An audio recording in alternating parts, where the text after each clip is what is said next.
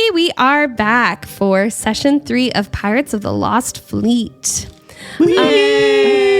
Yar. Matey.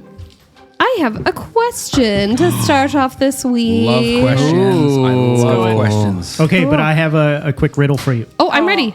My notebook fell. I saw that. Why Don't get do pirates suck at the alphabet?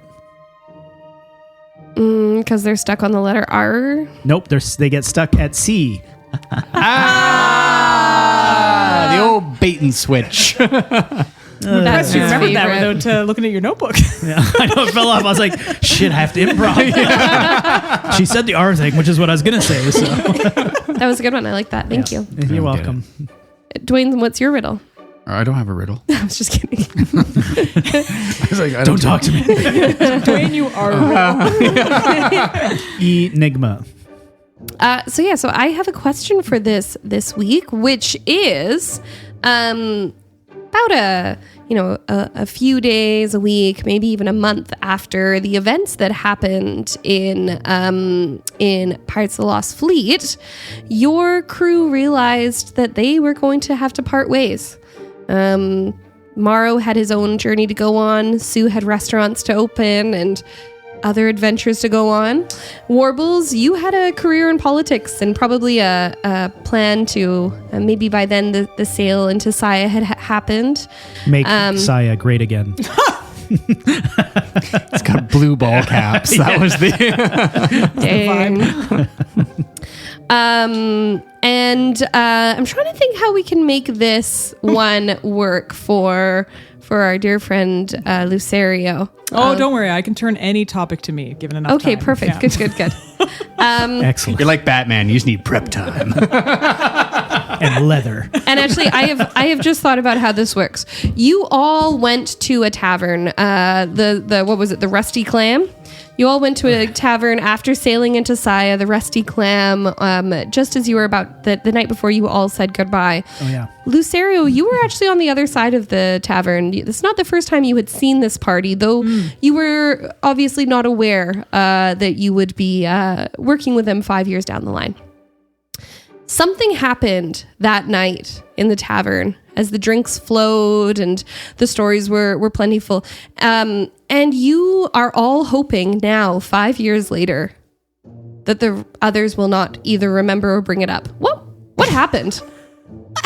Oh. That's the question. I feel like we were doing body shots off of Warbles. Yeah, I think so. Out of Warbles? Yeah. You made like little cup holes. Made little divots in them, and then everyone got one, and then like the one that was for him, he just like into himself.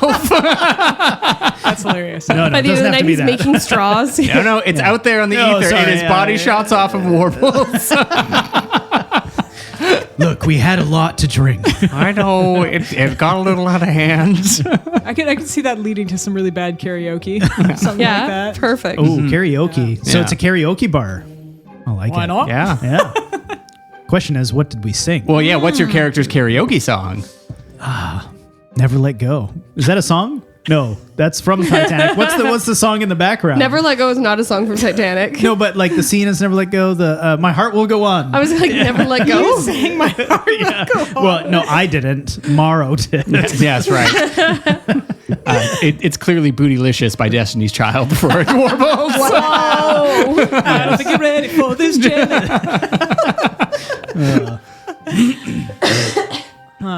what is Sue's karaoke song? What is Sue's karaoke? I don't know. Sue doesn't. I don't think he sings karaoke. It's actually, you're right. He plays the piano and it's always chopsticks. Fair. Should have been Kung Fu Fighting. Yeah. Or Chopsticks or Chop Suey by Oh, yeah. System of a Down. Yeah. That's Fair. way deep. Yeah. Mine's probably The Devil Went Down to Georgia. Yes. Nice. Lucerio, what happened that you're hoping the party doesn't remember? Or were you part of the body shots so they've just lost the It was memory? unfortunately like it was Lucerio's body parts on the show. Oh my god, did I get spit take from Chelsea? Ugh. So close. Maybe. I maybe. could, oh, I go could, ahead. I could see. Oh no, I want to know what you. I was like, maybe you were working there at the time, and you were the server and got involved in it with us. Oh god, best server ever. No, I'm imagining like a body part fell off and just killed the whole vibe. Nice. Early days for me and my figuring what that's all about. Yeah. So I hadn't quite figured it out, and I would imagine something like fairly like noticeable, like an arm. I'm thinking it's like the Yukon, like the thumb in the shot. Everyone, oh no, the big toe. Yeah, oh, it's the big toe. Everyone has to Yeah. do a moonshine shot of Lucerio toe. Yeah. There you go. Yeah, it has to touch your lips, but don't drink it. I'd imagine if like Sue was doing body shots off Warbles and then like a little appendage came up and they'd be like, Oh, yeah? Sue was like, oh. It's Awkward, let's just not talk my about- pseudopod. That's what he always says. Are you sure? Adventurers, grab your weapon. Is that not normal? First, kiss your kin. Mawrow's talking himself through it. He's like, it's fine. It's okay. Just close your eyes and wrap your mouth around it. It's okay. It's time to take a pipe right. We should probably all disband.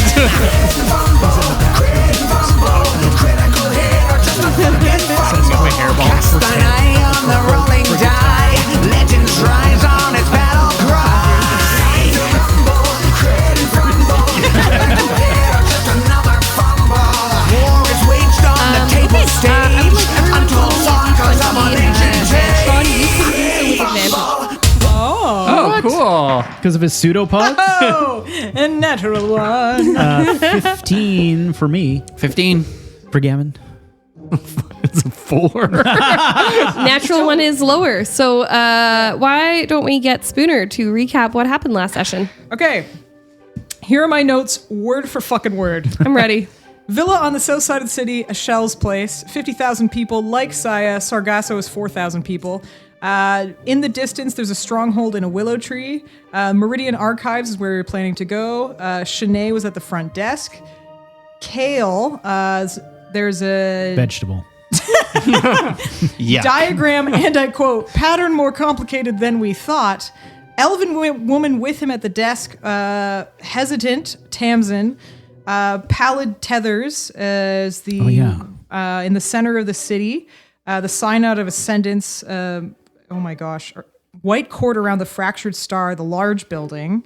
The sign out of Ascendance goes into two branches, Mashal of the Veil and the Archon of the Veils. Who's related Marshall. Marshall? Okay. Mashal. Marsha. Marsha. Yeah, Marsha of the Veil. Yeah. 3 people are required for unburdening, 1 to restrain, 1 for severance, and 1 to collapse the magic inward on itself. It is possible to reburden a person. A failed ascension would turn you into a lich. Failed irregularities of unburdening is what Kale looks into.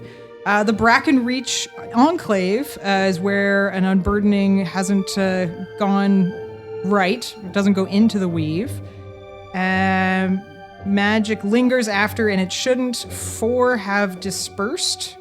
Tamsin noticed this, and if someone was trying to find if a sort of cold or something. No, this is later in the night. It's not working out. It was the 9% last week, I think, right? Leo Katie discovering odd humanoids. Captain Mintorn Luthgalir is the ship. Perfect. So that's two slight corrections. Phenomenal. 2 slight corrections. They don't know whether or not unburdening can happen. He said in theory, though he's not aware of it. Reburdening. Sorry, that's what I meant. Reburdening in theory, though he's not sure. And then the other one was, and it's gone, so it didn't matter. That was beautiful. No, that'll haunt me forever. Go back through all of them. No, just kidding. The Bracken Reach Enclave. Bracken Yes, Reach. that one. We are headed there, all of us. Yeah. Well, right? 2 of you are Two of already. you. To us. Yeah. Well, the others were. We're gonna be getting there. You're Yeah. going to be arriving at The some next point. morning, Yeah. they would be leaving, And that's where these burdenings were like being different, right? We were going there the to weird investigate. ones. Yeah. I have something weird animal human hybrids. Oh, Weird shoot. human. I can't believe I didn't write that down. That seems like That was with Leo Katie. Yeah. That's the stuff linked to Leo Katie, yeah. Yeah, no context. I put odd humanoids, I guess. Yeah, same.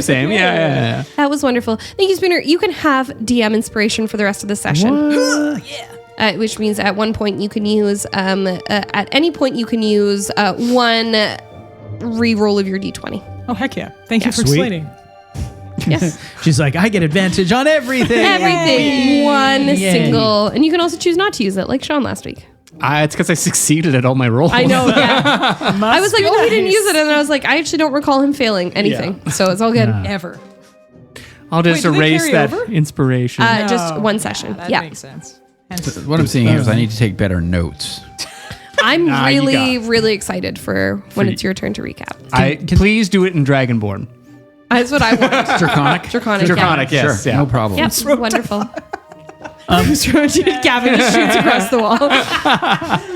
The Galir. Luthgalir ship. Yeah, we didn't get a lot of recap on that part. No, I remember something notable happens, but I can't remember what it was. Wow. Tarn. There was someone, Captain Mintarn. yeah. Mintarn. Yeah, you had a gentleman. Spooner, why don't you recap that? So, someone barged into your room Yes, I remember that. and was like, "You need to hide me. I'm being like chased right now. I got this bottle." But he was the and captain pears. Yeah, and Yeah. the pears, and yeah, he was the captain of that ship. Correct. Valkyr Mintarn. Think back. Valkyr. Yeah. Yeah, you're getting there. I can see the rusty wheel. Clunk. And with that, we can go to music. Thank you, Sean. Oh, come on. We're going to talk about this while the music's playing.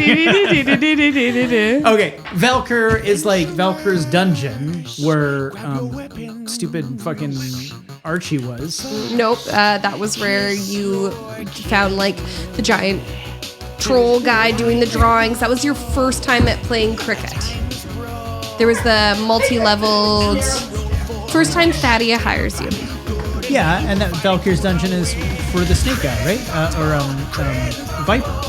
No, so that was Viper of Fathom Hold was After? that was the second episode. Oh, where we went and there was like that staff and we were in that like room in like an underground dungeon and okay. Totally. Listen, Gavin, you know whatever you know, and you know what you know. I know nothing. Bum bum. Bum bum. Bum, bum, Gavin, what do you know? Lots of things. Lots of things. Great. I'm excited. Okay, good. Wonderful. Why are you in my quarters? We don't start with you. Oh yeah, okay. Oh, I was talking to you. Gavin, you invited me here. All of us. Oh yeah. Which was a lot. Just wanted to do the body shots again. Well, then you shouldn't have split the party, should you? Maybe. Never mind. I was gonna say, but this is actually Mawrow's reveal is he does remember Lucerio. He remembers him very well. All right, so night has fallen, and you hear the trickle of water outside. You hear the slight bustles of the city around you. Warbles, where did you find yourself as you returned to Ishelle's villa? Archie having let you in, and a messenger had brought by a note from Kale letting you know a ship name and a time and a location to find them. You'd be leaving at first light in the morning, near enough to where you had just said goodbye to Mawrow and Lucerio. Mm-hmm. What did Warbles get up to when he returned? I think Warbles would have gone out for just like a walk around the property and sort of the neighborhood in general as evening falls. And Archie had been sent off on another sort of errand as far as Warbles is concerned. Yes. Yeah. So I think it would have just gone for like a little meander in the evening time. Wonderful. Yeah. And the city definitely quiets down. You can hear a lot more around here than maybe you're used to in Saya or Sargasso, despite the fact that Saya and Sargasso are both fairly warm. It feels a lot hotter here.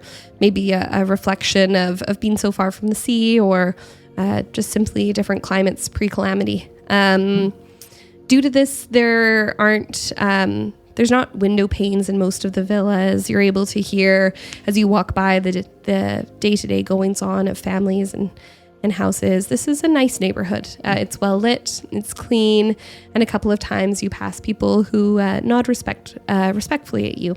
Yeah, I think he just like says hi to anyone that passes. Yeah. And some people give you a second glance, but they don't look at you nearly so oddly as you're used to back in Saya. Maybe this is me not wanting to put anything into Warbles' mouth here, but maybe that's part of why Warbles dresses so extravagantly, is if people are looking, they might as well have something to look at. But here people smile and are polite. But yeah. Great. Is there anything else he gets up to? I don't think so. I think he's just kind of getting ready for the day and understands that a good night's rest is important. So Perfect. once he did his evening stroll, would head back to the villa. Perfect. Yeah. You return, and as you do, you notice that Eldrick is looking a little gray blue, as opposed to his usual blue.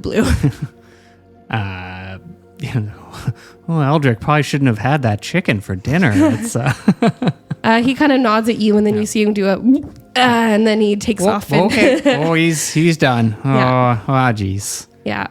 So effectively, Eldrick will be out for the game. Yes. Though you, depending on how things go, you may drag him aboard the ship tomorrow with you and just leave him aboard. Sue, what did you get up to that night? Well, Sue would recognize that Eldrick was sick. And then so he would be going back through the kitchen, like with a fine-tooth comb, and like actually cleaning all the, like the spots of the kitchen that like could actually collect in any kind of like, Perfect. Yeah, so he would be like scrubbing down certain things and cleaning up the kitchen. He'd probably reorganize the cabinetry, and like starting to pull some there's like plants on the windowsill. Yeah. So he would like actually start stripping the plants and drying the herbs that are on the windowsill. Perfect. And That's a monstera. That's Everyone's favorite house guest, just reorganizing all the covers. You find a lot of you find at first a lot of things that like give you a little bit of a heart attack, because for a moment you see some expiry dates on them and you're like, oh god, those are 8,000 year old. Then you remember with a date, and still old, but not 8,000 years. fair. Anyway, so he'd just revamp the. Perfect. Probably check in with Eldrick every so often. Yeah, Eldrick's looking pretty green at this point, and sort of just waves you off, and is just gonna hunker down for the night. And then everyone goes to bed. Sue would go to bed for sure. Wonderful. Yeah. Warbles, you go to your vase. Yes. Perfect. In the night, Sue, you hear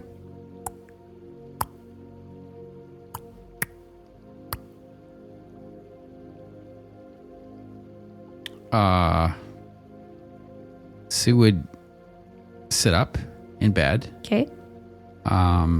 He would light a candle. Okay. Yeah. Light a candle. And he would kind of have a look around his room.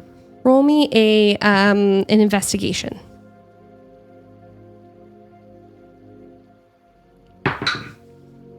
12. 12. You look around and you see the chest where your clothes are. You see your bag in a corner. You see the paintings on the walls and the small statues that have kind of, they're little like plinths around that have some little statues on it. But you don't notice anything odd. Okay. Sue would, he would, could he follow the sound? For now, the sound has stopped. Okay. So he would tuck back into bed. Okay. With one eye open. Perfect. Candle still on? He'd blow it out. Okay. A minute goes by, and 2. About 5 minutes later, you hear.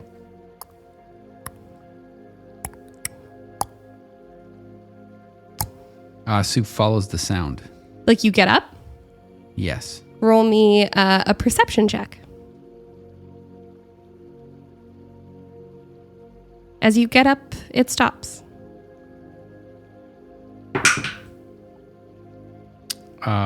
So 17? 17.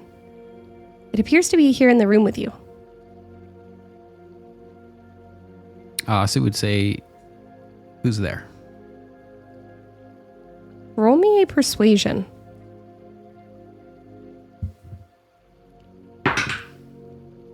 18 and 12 is 30. Whoa. 30. There must be something about your demeanor.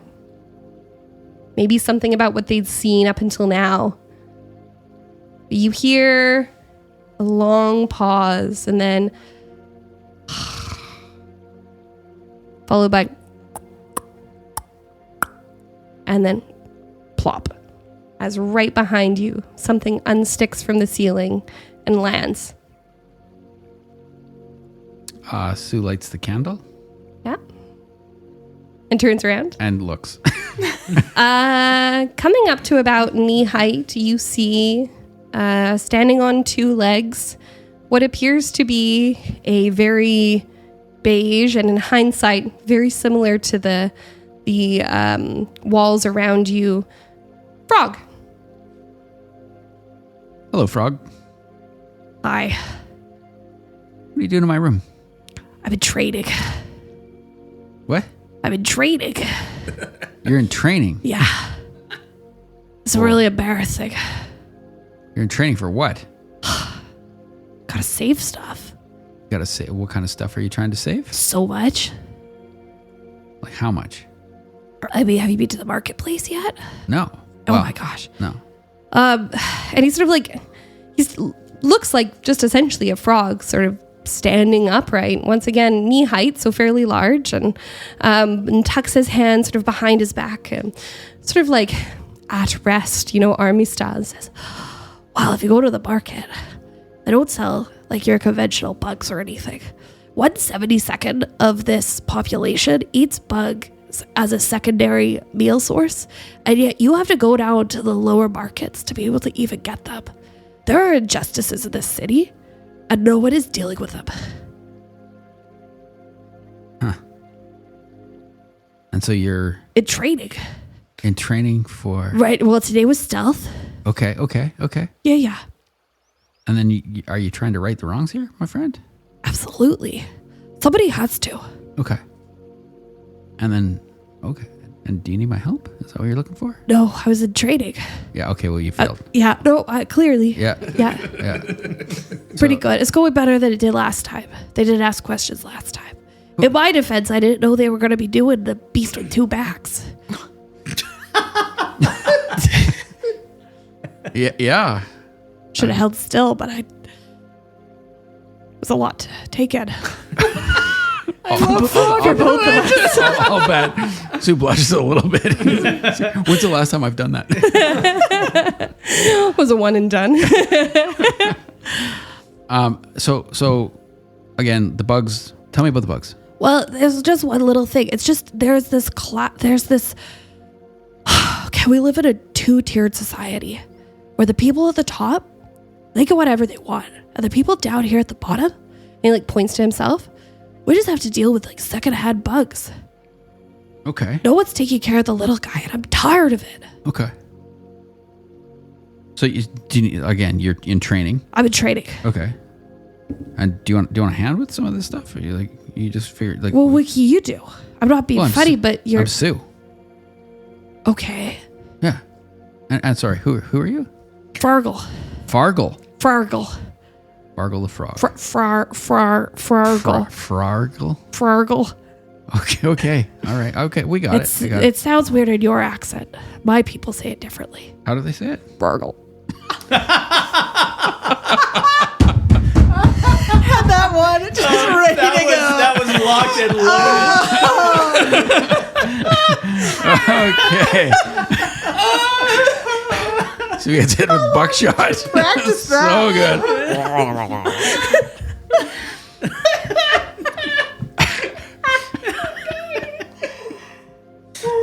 listen back just for that moment. I never listened to any episodes, but I 100% listening to this one. Well, if you need a hand, you let me know. What can you do? I can do lots of things. Like what? I would not be. You're kind of large. You don't look very stealthy. Oddly vascular. I can do lots of things. Prove it. Well, what would you like to see? Well, what are you good at? Chefing. Well, that's not going to help me solve classist issues, Sue. Well, that's true. But I don't know. Where do you want to start? I don't know. How can we make the city better? Should we do a brainstorming session? Do you Sure. have any flip chart paper? I got paper. Okay. Okay. What can we do though? What do you think is the number one thing that the city Well, is I don't dealing know. I with? haven't been here long. Well, that does sound like you're going to be very useful to me. Well, I don't know. Where do you want to start? Well, clearly stealth. Well, okay, but your stealth is not working well. Well, what's what I could do? And then he kind of like goes over into the corner and you see him sort of like Bargle? frargle. Yeah, that's what I said. What's the translation though? You see him sort of like squat down into more traditional frog pose. And he is very beige. He does, other than the shadows cast by your angle of your candle, he does blend in fairly well with the wall. But my problem is once I start moving, and he sort of like starts to climb up the wall, and you can, Well, you're too noisy. yeah, it's just my problem is my sticky fingers are so sticky. Okay. So Sue's he's gonna look at this frog or fargle, Frargle. and he's gonna be like, does he have big, thick, like thigh frog legs?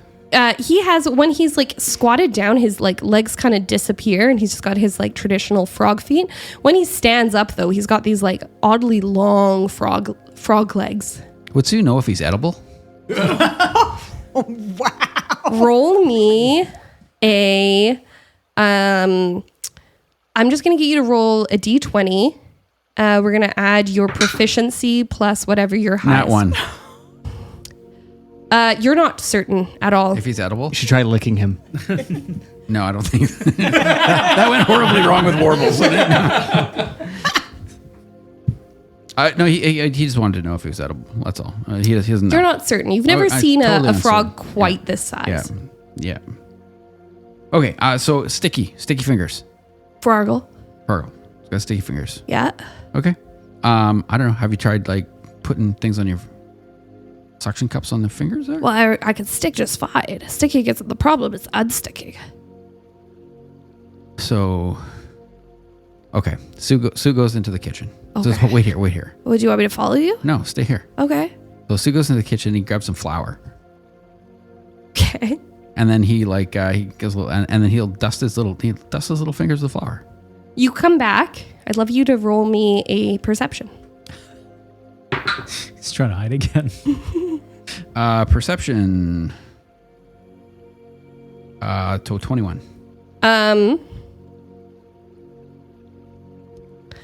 Yeah, you come in and you see that the head of one of the sculptures has been replaced, and Fargle is sitting on it with his eyes closed, trying to pretend he is the head of the statue. Fargle, you're not kidding anybody. Fargle, you're really missing that first R. Fargle. Thank you so much, Sue. Okay. So yeah, you're not really, I'm just trying. It was worth a second try. but it's not working. Okay, I'm trying. Okay, so let's see if we can get your fingers. Is that what you're thinking? Is it Well, I sound? don't. Is it sound? Well, yeah, it Sound is. thing? And then he sort of like starts to climb, and you can see as he pulls his hands off the wall.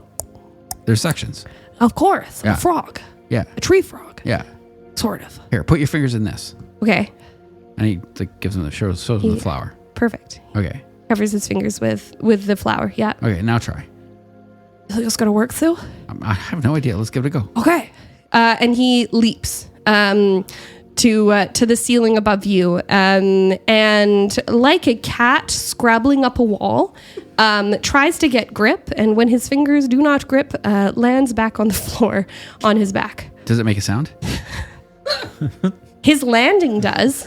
Yeah, no, I'm just wondering if his fingers. No, make it a does sound. not. It doesn't. Okay, so he just gives them a thing. He just gives. Sue, that was terrible. No, but your fingers didn't make a sound. But I can't climb. That's okay. But that wasn't the problem that we were solving. We were solving the problem of stealth. That's what you said. He like pushes himself up. He's like, all right, so this isn't going to work. Here's a bucket of flour, right? Good luck to you. And get out of my room. I got shit to do. You could keep your flour, Sue. And he walks he walks away, but this time he now he's covered in flour. He just leaves out your bedroom door, and as he does, two little like froggy butt cheeks sort of jiggling their way down the hallway. And you sort of wait a moment or two, and then you hear the front door close, and problem solved. Yeah, problem solved. Perfect. The night goes on without any further issue. And come morning, you, I would assume Sue and Warbles, you wake up. And, Yeah, totally. Warbles, roll me a perception. Wargle. Is there a frog in your jar? It's 24. 24. As you go, I would say it's probably you're up first that morning. Mm-hmm. You go to wake up Sue, and you notice sort of flowery marks that lead all the way up to Xerox back.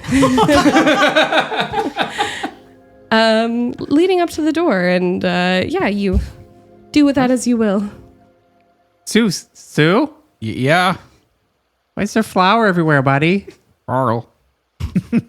Gazoon tight. Uh-huh. I don't know. There's this little frog A frog? that was hiding in my room. Like a little tree frog? You say that like Bigger. it explains the flower. Bigger. Bigger. So like So like he's- it's me sized or like smaller? Smaller. So somewhere between and he's gonna like put his hand up and like stop me when I get roughly there. Right about there. Okay. Huh, that's sort of But he's stealthing in my room. He blended into the background interesting. of the wall. And so again, you say all this like it explains the flower. Well, so he said that this is a 2-tiered system Okay. and that like he's getting secondhand bugs. So you were frying bugs with the flour? Not really. I just Okay. like he's trying to like work on his like stealth, Oh, okay. right? So I said, well, I don't know, like it's the clicking, it's the of his little suction cup. So I gave him some flour to put on his suction cups. That seems like a very reasonable. Okay, Right, I'm with you. then he Yeah, I'm up to couldn't. speed. Then he couldn't stick to the wall, or actually to the roof. Oh, So he came yeah. crashing down and So like the stickiness is kind of part of it. right. So anyway, I don't know. It seemed like a lot of like more his problem than our problem at this point in time. Well, yeah, but you got to like elevate people. You know, come. Well, to I it. tried. I was Yeah, just like, I know. here's a cup. Here's a cup of flour. Yeah, You know, good luck to you. If there's anything else you need from me, come on back anytime. sure. Yeah. Well, this is like so. Did it like you give him? Like, clearly, he knows where you live, and he's gonna Well, come back. Did you like I make another meeting or? Nah, I didn't bother. I was just like, we got shit to do. I guess so. We do have a big day planned, but it's always a good opportunity to make a new friend. Well, Fargle. something like that. Yeah. Okay. All right. Well, I'm not sure about the new friend part. if I tried. you did, I did Yeah, try. I saw you trying, and I see. You used the tools that you've got. Yeah. I don't know if he was edible. I mean, Because short of being in a pot, I don't know. it's generally. I personally have a stance of not eating sentient beings that I can have a conversation with. It just weirds me out a bit. Yeah, fair. Yeah, I mean, there was that one night at the Rusty Nail. But we don't really talk about that. We're not talking about that anymore. Yeah, that was a wild night. Yeah. Sue flushes. Yeah, so you look around your room covered in flour, old memories washing over you. Grab your gear and I assume head out to the boat. Yeah. Yeah. Yeah. Yeah. This ship is a little bit different than the one that you watched Mawrow and Lucerio leave on the day before. This is more of your sort of traditional, think like European riverboat. And definitely much more sort of suited for transporting people. You get there, and Kale is standing down at the dock nearby as the sun comes up over the mountain nearby. And he has his eyes closed and his face turned towards the sun. But as you walk up the way, he turns around to greet you. He looks a little less, I'm going to say cross, but a little less frazzled than he did the day before when you had all last seen him. However, this time no one is blowing up teacups in his face, so perhaps that is part of it. Give him a chance. Yeah. I think with that, Warbles will have taken a teacup from the villa. Like, I'm sure they won't mind. And we'll present it to their traveling guide. I'm sorry, just to replace the one, I saw there was a lot of cat hair in the mended teacup. Oh, I appreciate that. Yeah, it's just things were sort of on a rough side, and the captain has his quirks and all, but He certainly does. Yeah. Well, clearly you will have a lot of respect for him. You went along with his mad scheme with very little question. that was not a mad scheme. You know what? It's fine. Don't worry. I'm not even surprised. No. However, I think it says something of his character that none of you went against him when he was doing so. This is quite a lovely... Oh, my goodness. This is a lovely teacup. They're shockingly expensive. I hope you didn't go out of your way for... This is Not out of my way at all. collector's item. Thank you. Cool. Well, I'm gonna have to buy another teacup. And he opens up a bag on his hip, and it's he sort of like tucks the teacup in there, and as he does it, you don't hear it rattle against anything, and you notice his arm goes fairly deeply into the bag, and you recognize this to be a bag of holding. Well, good morning, and I'm hoping we can start again on a better. Oh yeah, no, page. absolutely. Yeah, I think that's a good idea. Yeah, that sounds fantastic. Wonderful. Can Sue slide a hand that teacup back? I would love to see you try. Okay. So he thinks, Sue would know a little bit about bag of holding. Yeah, he would. You had one, didn't you? No, but he's seen them. Perfect. No, I actually think you guys did have one last campaign. Okay. So he's just going to think teacup Sue didn't know it was a bag of holding. Perfect, he yeah. reaches in. Where'd my hand go? So sleight of hand is 14 plus 13. 27. Woof. I thought I did okay. 27, you said? Oh, I thought you meant on the math. I was like, oh, buddy. He turns and when he says, well, I hope we can start on a new page, he claps you on the shoulder and starts to walk past you, and you tuck your hand into the bag of holding and think teacup. And you were able to get the teacup back. Sue passes the teacup behind his back to Warbles. Warbles puts it inside of him. It's just like A little vacuole. Can you hide it? Are you always transparent? Yeah, I wear a vest. Right, of course. Yeah. Don't be absurd, Spooner. So you're able to hide the teacup, and you follow him aboard, I would assume. Yeah.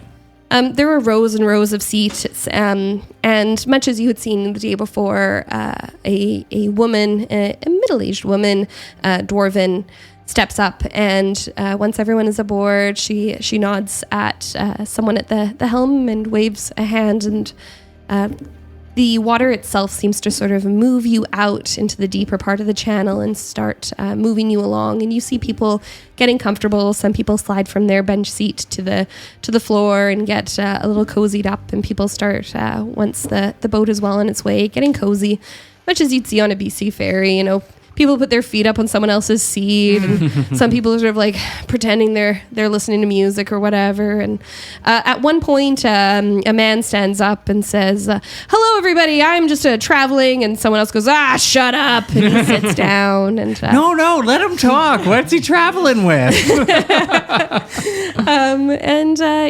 your journey begins. Mawrow. You stand in a darkened cabin the night before, still at the dock. And in front of you is a man who's just introduced himself as the captain, and he holds out his hand to you, having just introduced himself. What are you doing in my cabin? I just told ya.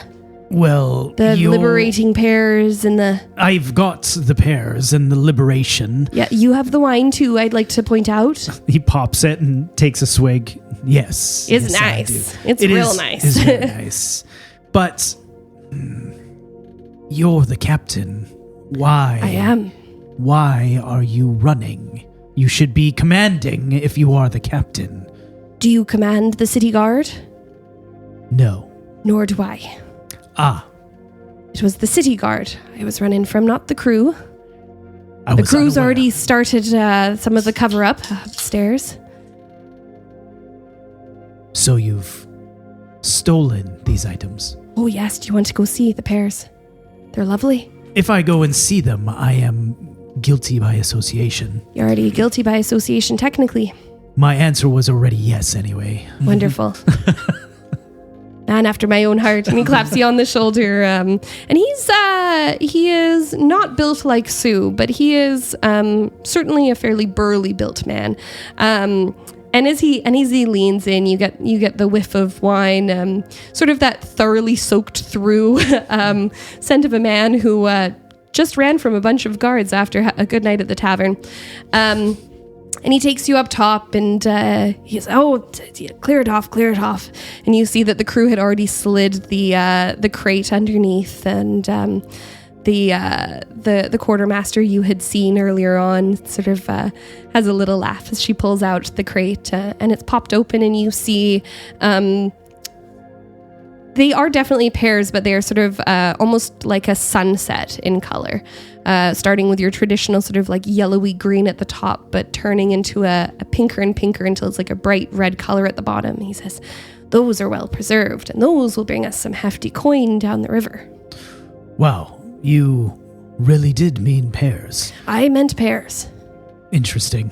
I was expecting some sort of why do people seek these out? Are they really that rare? Because they're grown typically in the gardens of the very rich. People will buy one just as a big old middle finger to the upper class. Excellent. Well, I like the sentiment behind it.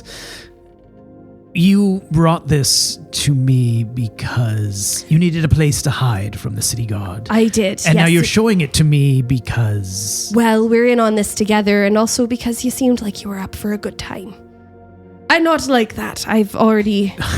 Tonight I couldn't... Well, maybe twice. How many body shots have you done in that? Well, you see there's this plasmoid down... Yeah, well, they always have the pseudopod. Oh, that's the best part. Right. And you watch as he stares wistfully out over the city. He just like looks over my shoulder like, You see a tall pseudopod from a nearby ship wave. No. Well, we are on the way to, I believe it was called Bracken Reach. Bracken Reach, that would be correct, because that's where my ship's taking you. What do you know of this place? I have part of my crew with me here. Do you mind if they join us? Oh, sure. Sounds good. And Mawrow Roll, would... and actually, go ahead. We'll do the roll when you get back. Okay, Mawrow would go and collect Lucy, but first knock on the door. Lucy, it seems like we have found ourselves in cahoots with some sort of pear heist.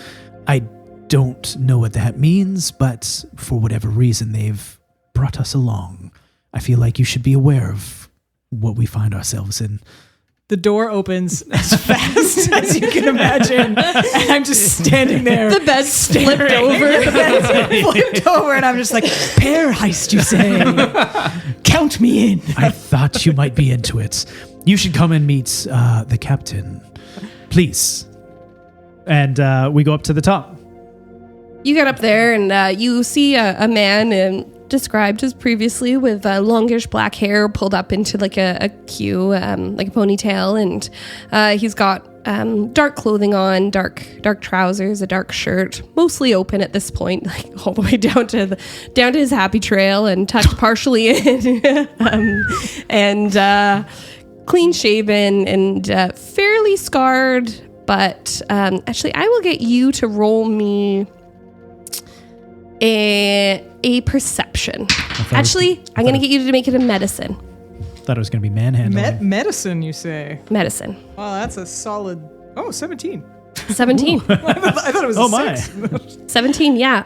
You recognize some of these over one left shoulder. It looks like at some point he sustained some type of deep rope burn, enough so that it's scarred. Across his abdomen, you see various little nicks and cuts. On his side, you see a much deeper scar. One that, based on the angle, you would guess is probably mirrored on the other side of a blade having run him through. His hands are covered in little nicks and scars across the back.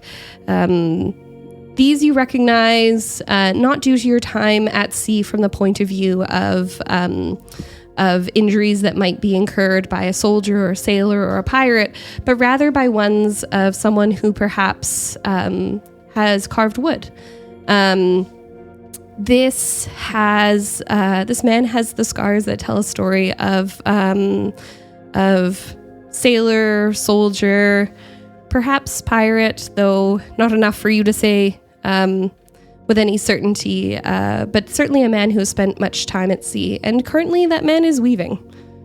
And I don't mean with a loom, I mean on his feet. Well met, Captain. My name is Lieutenant Commander Lucerio Thorn. Yes, Captain, I might be having to have a lay down soon. We've only just got into the wine. You have only just got into the wine. Yes.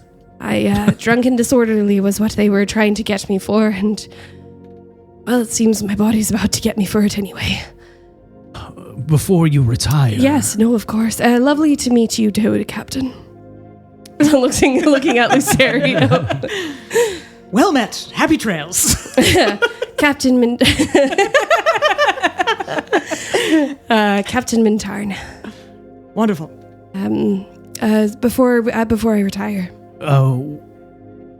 What do you know about this Bracken Reach? Bracken Reach on Crave. Yes. Crave. Are you sure you haven't Enclave. the wine? No, I'm sloshed, absolutely trashed. Bracken Reach. It's the water is salty, and it is also not. That's helpful. And what with the pears? Oh, the pears, they're just for sale. Just make some money. Oh, I haven't seen these types of pears in forever. Wonderful. Would you be wanting one? Yes. What's your asking price? What's it worth? Yeah. Us not telling anybody where we got them from. And he sticks his blade into one and picks it up. And he plucks it off the blade and he goes, I thought that was what the wine was for. Oh, that was for the right to stay in the captain's quarters. Oh, that's not my quarters. If you be wanting to stay there, well, pussycat, we can figure that out after. My quarters. Oh, your quarters. That's just the quarters of a captain, not the captain's quarters. Oh, me staying there. I put it together. Well, the wine is for him not to talk, and the pear is for me not to talk. I'm not putting up a fight about you having that. And he takes it and he puts it back on your blade carefully and goes, all right, well, good. He tips the blade over to Lucy. Oh, no. You can have one. Oh, my own? Just my your very own. Very your own. Such munificence. Yes, well. And he closes it up a little bit and he's like, enough money to send me nan to university, but all right. For one pair. 2. Very cheap to send nans, though they don't last. Good to know. Well, Captain. We shall see you at port then, I suppose. Well, I'm going to go have a nap, but we're heading out now. I will see you in the morning. And he sort of starts wandering off first towards sort of your cabin, and then he does the double back right. Did not come to that arrangement, right? And he turns back and he heads towards his end of the ship, and you see him disappear in there. And as he passes, a couple of his crew members who were out and covering for him and probably waiting to get the ship going, clap him on the back. They're clearly used to this. If either of you two are watching that, please roll me an insight. Ooh. Like watching him interact leave. with his... Yeah, and interact with his 17. crew. 17? Insight? Yeah. 21. 21. Both of you, having been on ships, recognize this... he appears to be well respected, despite the fact that they're clearly making fun of him. They're not doing so with any malice. There's no lack of respect for the captain here. Any comments they think might be overheard are quickly cut off or edited to be kinder. This is a crew who is used to their captain's shenanigans, not ones who wish he would stop. But yeah. This is something that, Mawrow, you recognize a lot from your own ship. Camaraderie like that makes a ship run smooth. It does. It also gets shit done. Speaking of which, Lucy, our attendance to this Bracken Reach is that of a captain's responsibility. I don't trust this Kale. First and foremost, because he's named after a vegetable, most of which I don't like. But not only that, there's something about him that gives me the heebie-jeebies. Well, trust your gut instinct. It's taken you this far. It has, and I am happy that you are to come with me. Our trip is purely investigation. It's for us to poke around before he arrives and see what we can uncover before he tells us his version of it.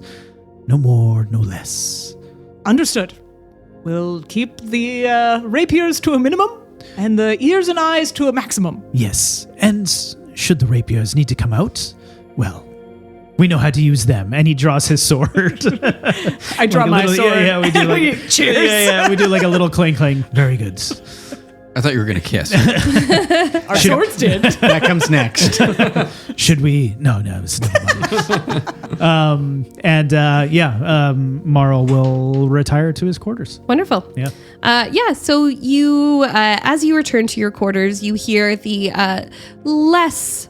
it's not quite as loud as you would expect from a ship typically leaving dock. It appears that either due to respect for the boats around or for their soon-to-be hungover captain, the crew are keeping their shouts to a minimum. And slowly the ship moves away and begins traveling down the river. You would hear me reciting a sonnet to my pear before I go to eat it. Oh yeah, I eat my pear before it goes bad. It is delicious, but all the more delicious is knowing that somewhere some noble is not making money off of it. The taste is the crime.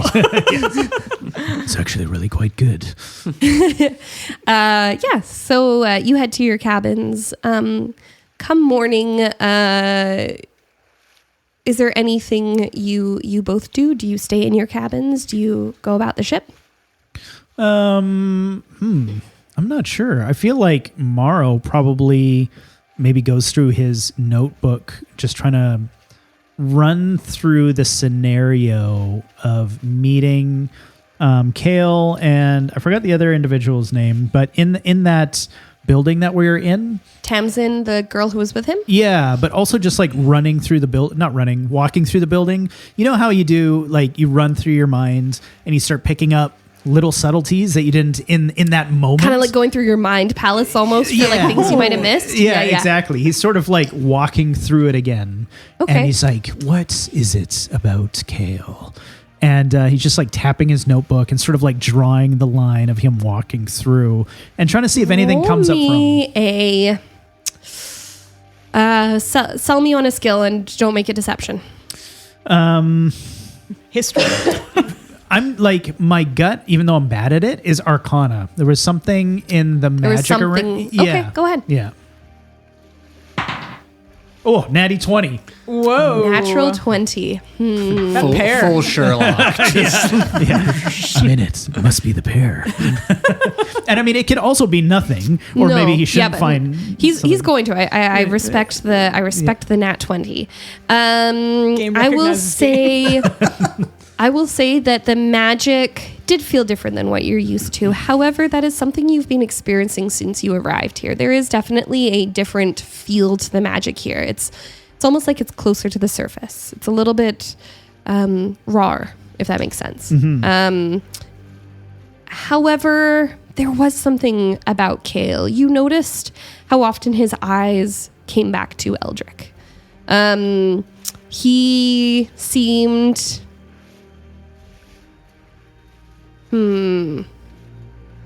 Natural 20.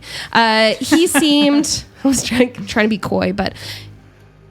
I mean, He seemed that's still, to I guess, see Eldrick as a good source of information, though you are not certain whether this is related to the fact that you now know that Eldrick spoke so openly, or something else. Right. Yeah, he's kind of thinking over in his head. He's like, well, he just spilled all the beans, isn't he? Didn't he? Of course he's a good source of information. And after a bit of this and polishing off the rest of the wine for breakfast, apparently, he closes up his notebook and finishes up a little like carving that he is working on, tucks it in his bag, and heads over to Lucy.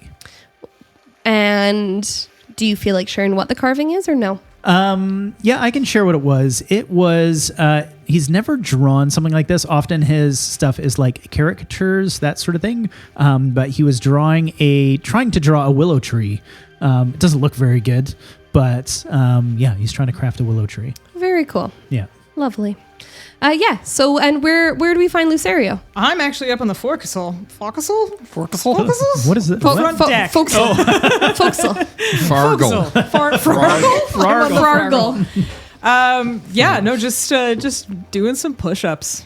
Wow. Yeah. Amazing. 5 a.m. Fully like in your full armor and everything, and Yep. wonderful. No questions asked. So you approach, and Lucy is doing push-ups.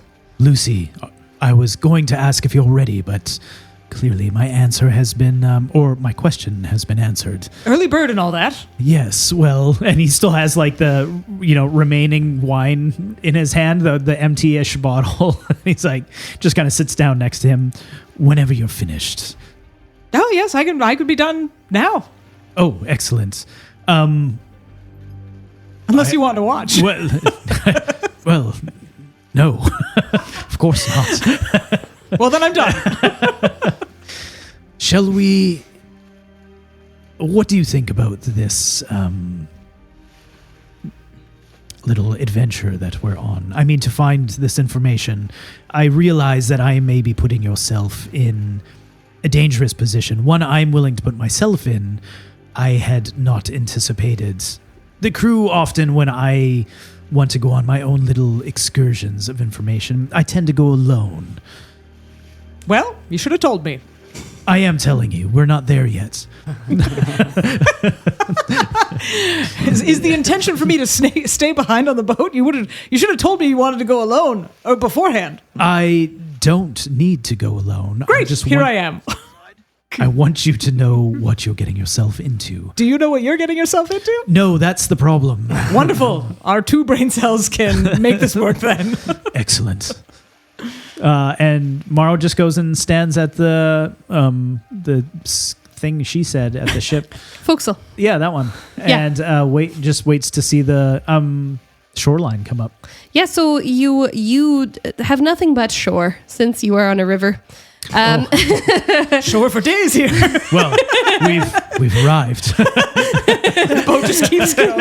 Why don't they stop? The sea captain in him is so confused. Well, look, this is a bit of a side quest, I understand. We have been sent back in time to try... Is anyone around? Yes, probably a good idea. roll me an... Can I do perception too? yeah, sure. Ooh, 20. Dirty 20. 19. 19. No one is in this area. You do look up, you see a rigger up there. You're not entirely certain whether or not the rigger and the mast can hear you. You do, I would say, Lucerio. You do see Captain Mintarn come out of his quarters. And he's looking a little worse for wear. You see the sun hits his eyes and his eyes squint almost closed. But right out the gate, he, like a good captain, is giving some orders, gratefully receives a flask off of someone and is slowly making his way towards you guys. But you have some time. I pull you even further up the ship because I know it'll take him a bit. You're now at like the figurehead. That's right. I drop my voice just a little bit lower, noting the rigger up above. And just say, look, I understand that this is a side quest, but as far as I'm concerned, we were given very clear instructions on exactly how we were supposed to do what we were supposed to do. We're supposed to find a source of great power that could potentially, make this whole problem that we are facing happen. In our time, you mean? Exactly. Yes. And this seems probable. So off we go then, as far as I see it. Yes. We can only do what we can with what we've got. I agree that the only difference was with Kale. He was going to come with us, and I thought his attendance with us could muddy the true reaction of some of the people. If he has any sort of seniority or clout or a level of respect, or people hide things from him when he approaches, that's what I'm trying to avoid. Well, luckily for me, this beautiful visage normally does get very authentic reactions. I have no doubt. At this point, you hear... I saved bottoms for you.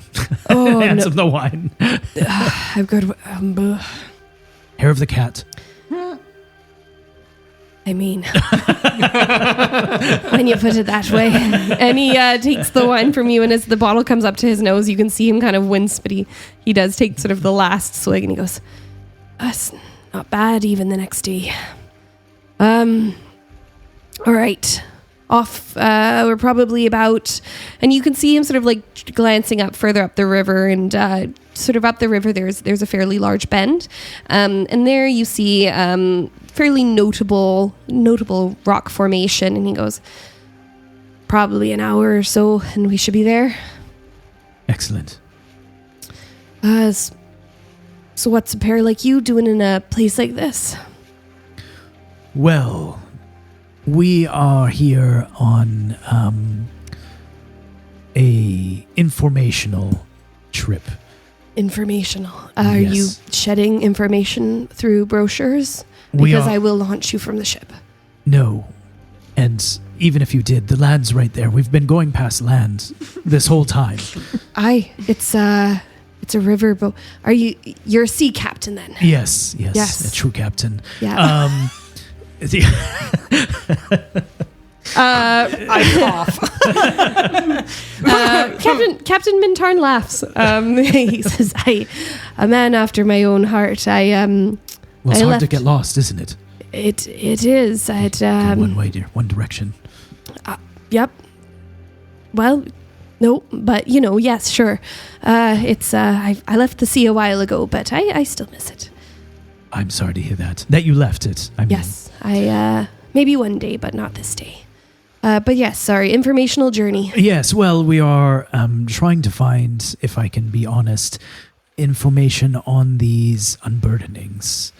Unburdenings. I've heard the unburdenings in this Bracken area are of, Bracken Reach, yeah. Bracken Reach are of special notes, whether their magic isn't fully suppressed or whatever the case is. We don't truly know, and that's what I intend to find out. And he turns and he leans against the railing and he looks and he goes, "Well, very honest of you. What can I tell you about I don't have any information about why the ones at Bracken Reach would be any different. Don't know much about anything, to be honest, except the boat. Do you know of unburdenings? You know what they are? Well, of course, everybody knows what fucking unburdening is. Yes, of course. But I, Lucerio coughs again. you're right there. Yes. Sorry, too many push-ups. Those will do that to you. I try to avoid just labor in general. Good Work man. your way to captain and sit back, right? Well, it's a polite enough village. You should be fine. They'll be fine talking to you. Do you know anybody there that might be worth us speaking with? Or anybody Maybe. to watch out for that we should not speak with? Yeah, there's this woman in the tavern, Sylvia. Mean left hook. Nice. Don't get too drunk. That's about it, though. She's at the tavern. At the tavern. You'll know her from the left arm. Right. But, Oh, I mean left. yes, left. No, I just drop off my gears, drop off my wares anywhere along the river, the people, whatever. Grab more stuff, go back, pick shit up, put shit down. Okay. Sneak a little bit, you know. But, well, not much help at all, I suppose, but will you be needing a trip back? I was just about to ask, how long do you stay at, I guess it's not a port, is it? How long do you stay on the beach? Well, it's actually pretty amazing. They've invented this thing called a dock. Wow. Capital. Yes. Innovative Technology, little river yes. goers. Yes. What did they use where you're from? Where are you from? The ocean. The has ocean, a docks. child of the Yes, sea. Yes. Yes. I am omnipresent. Beautiful.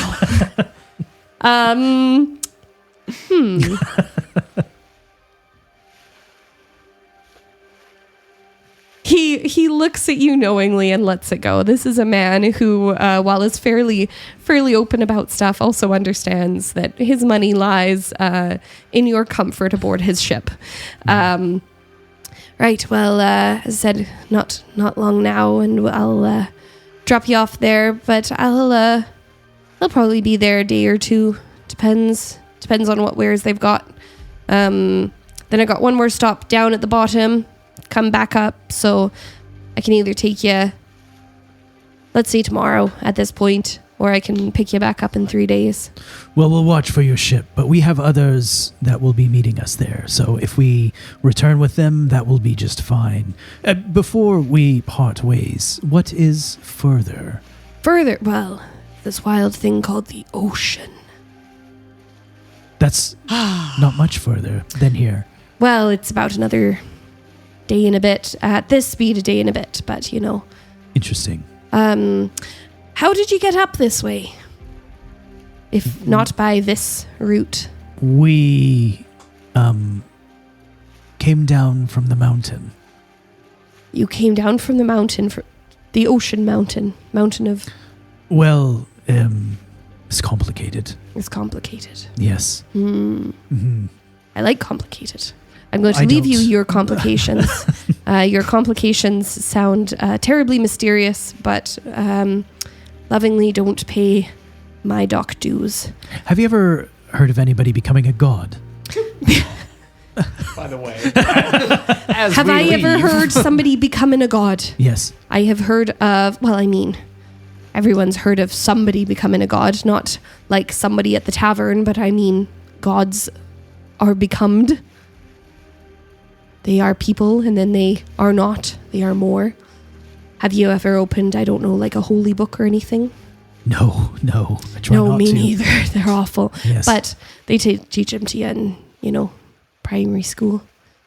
How to become a god? No, not how to become a god, but, the little nursery rhymes and stuff. Oh, I see. No, I want the other book. Okay, well, thank you, Captain. Yeah, of course. Sorry, you want the other book? Yes. The How to Become a God book. Yes. All right, well, I look forward to your future Tails. Omnipresent. Yes, well, Yes. omnipresent. Right. Roll me an insight. Ooh. I really hate this dice. 16.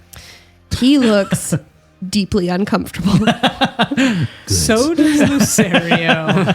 Lucerio started to put together, you brought this up quite a bit yesterday. And you kind of mentioned it as well to Eldrick. And now you're bringing it up again. And it's really making him question the guy he just met 2 days ago and what this all means. Well, I'm going to go and stretch my legs. I'm going to go very lovingly, Captain, wherever you're not. So I will head away. And I wish you the best. Thank you. And thank you again for keeping me a secret last night, I suppose. Well, thank you for the wine. Absolutely. And the pears. Capital pears. I haven't had one since I was a child. You haven't had a pear since you were a child. Not one of those. Wow, that's shocking. Are you from the upper crust then? Yes, one could say that. Did you step down from the upper crust? Well, look at where I am. I mean, nothing better than The company's better. He smacks you pretty heartily on the arm, but in a way that's very Arm comes off. roll for arm. In a way that's very fairly pleased. He seems happy at this turnabout. And nods respectfully to you and nods fearfully to you at Mawrow. Then heads away. I would love you both to roll me a DC 25 perception. Boy. Like I need to hit 25? You need to hit 25 perception. Perception. Ooh, I'm pretty good at perception. I will also accept a nat 20. Oh. 19. Is that a 2 or a 12? It's a 2, so 13. All right. Thank you very much. He heads off. Back on the other ship. Ah, yes. Morning. You're a couple of hours in. There is a lady who has like a little cart, and she comes by. And she goes, "Anything from the cart, dear?" Oh, aren't you just something? I don't know. Sue, do you want anything from the cart? What kind of ingredients you got in there? Oh, whatever I've got from the market. Like what do you got? Well, there's a packet of, got a packet of Bickies, and we got a packet of Bickies. What's Bickies. You know what Bicky you put in your tea? It's a Bicky. Bicky in a tea. It's like a cookie, sort of. Like a biscuit. Oh. Bicky. Let's see. We've got ingredients. Do you have any ingredients? ingredients. I think he's wondering what your macros are. Oh, on your some of macro. these. Oh, my macro. Well, these. Well, Do you have any grilled chicken and rice? no one ever asked for these, but and she like digs around in the bottom and she goes, "Yeah, I've got some of these, bit trash. No one really munches them." And it's these like little like crickets, like dried crickets, and she goes, "Got pretty high in protein, cheap too. Not many people buying bugs though." Are they like worthless bugs? Like, what do you mean worthless? Like secondhand bugs? Like in hand bugs? Squished bugs? Well, I mean, they're dead. Are they fried, battered? They're Or like dried. Dried Like jerky crickets. I mean, I'll try anything twice. Yeah, sure. Give me some crickets. Sure. Yeah, awesome. Interesting. And money's exchanged a small enough amount. I'm not even gonna. Anything else? Anything else from the cart? I think I'm good. Okay. Right. And she keeps sort of pushing along, and some people. So you really got to try some of these desiccated crickets. Here, spat me one out. Yeah. Bloop. And Sue's gonna like hold on to it, and he's gonna have. Can he look at it? It's just like, Yeah. Are these the bugs that this that Froggle is? Chorus of Froggles. Are these the bugs that he was speaking of? Probably. Okay. They are.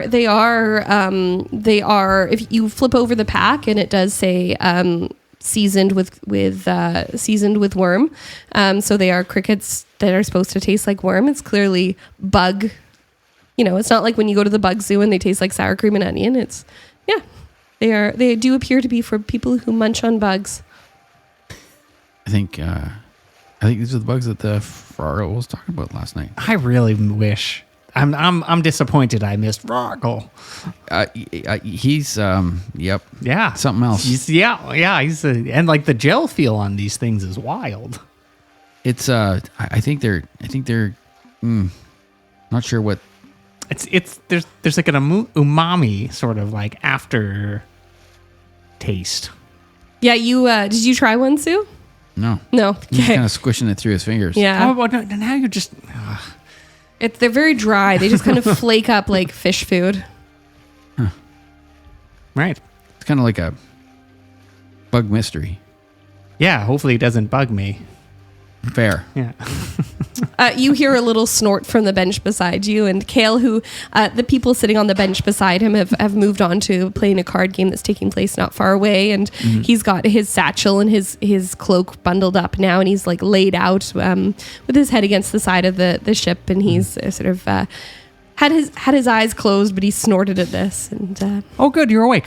So what's the plan, Kale? When we plan is get there. I guess we could ask some questions. We could look around.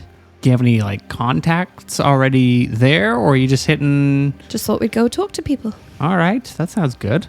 Say, I know you thought probably I hadn't noticed, but I did notice you're down a couple of people. Mm-hmm.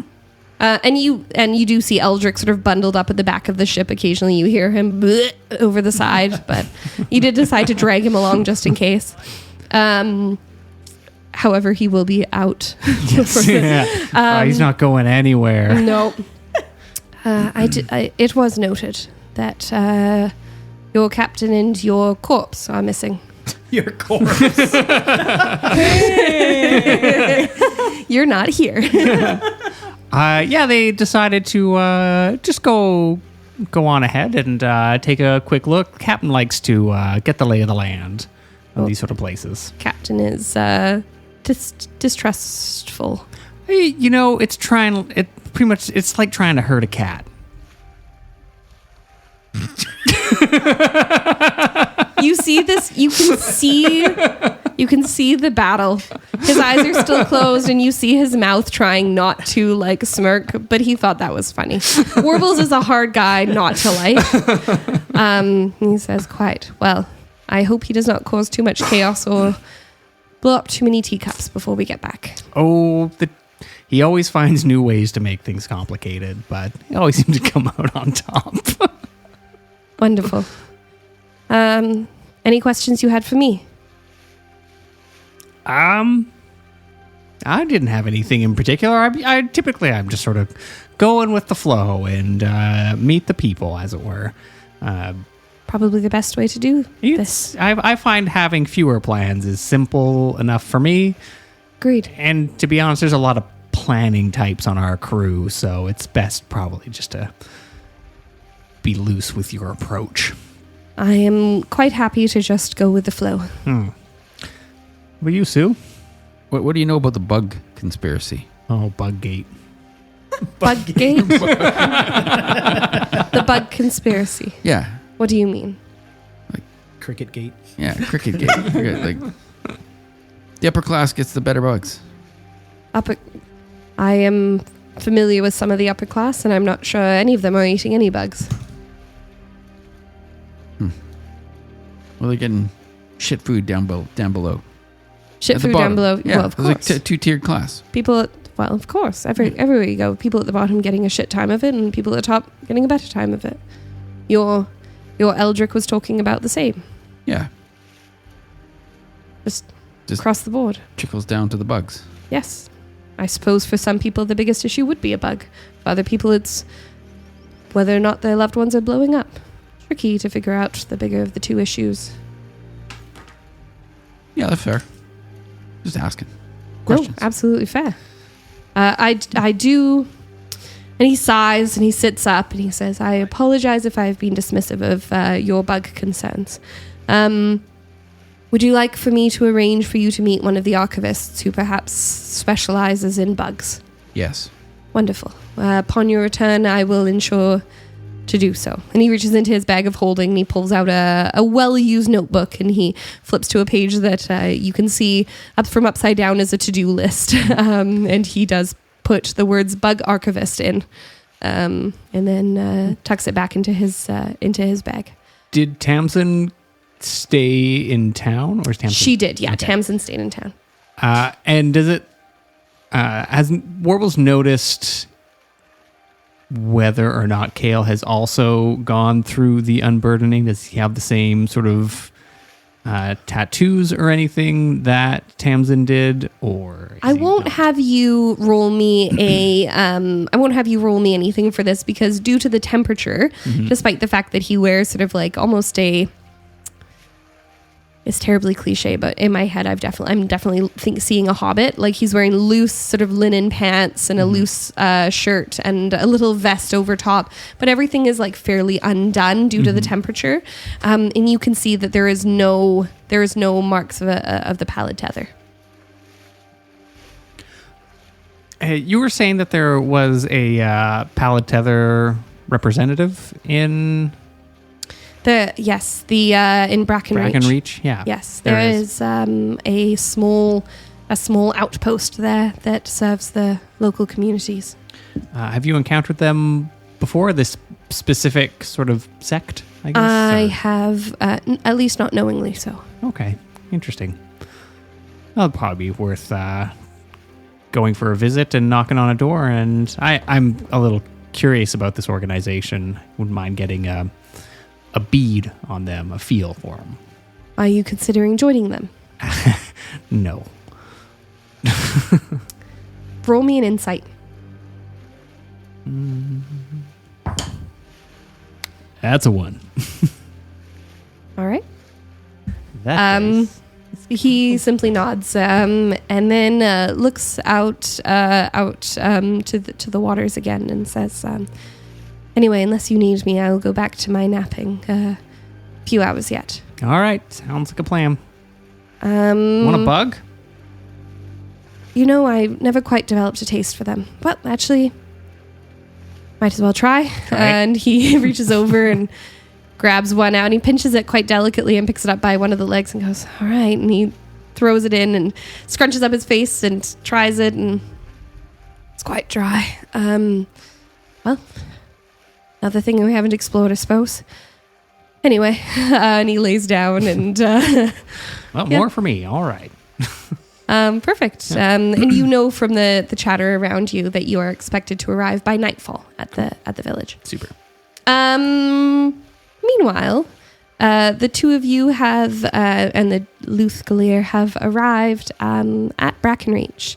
As you sail up, you see a small, almost hamlet of a town, a village really, grouping of houses, and there is a fairly large dock that the Lucerio easily berths at, and you see that a market is set up near these docks here for easy collection of wares. And the moment the Lucerio arrives, ropes are thrown down and a gangplank put up, and wares start to be piled up on the docks. You see that the captain heads down and is shaking hands with what appears to be some representative of the village. Very friendly, very cheerful greeting. It appears the captain has shaken the worst of his hangover for now. He appears to be a man in sort of his late 20s in better light. So we'll see how his 30s treat him with those hangovers. But yeah. Just past this little market area, there is a small town, or small village rather, and there are houses sort of spread out. There is less roads and more areas that appear to have been like dirt packed and filled. And just beyond that, there is a small wall that kind of surrounds part of the village, but it's very clear that the village outgrew this wall fairly quickly. At the far corner in the back of the village, you see a fairly small, in comparison to the city you've just left, but probably about 5-story tower. Around that is a smaller gate as well, or a smaller wall and with a gate there. And on the gate, from here, you can see the sign of the pallid tether. Well, it would seem our outpost is within our sight. The real question is, Lucy, do we spend time doing a bit of recon in this market and see what we can find, or do we go straight to the outpost? What do you think? I think it's best to understand the feelings of the people before we go to the top. It's, my thoughts exactly. Yes, I don't even know what we would ask if we went to the outpost. Yes, well, I have a few questions for them, but we can start at the market. Better not be about you becoming a god.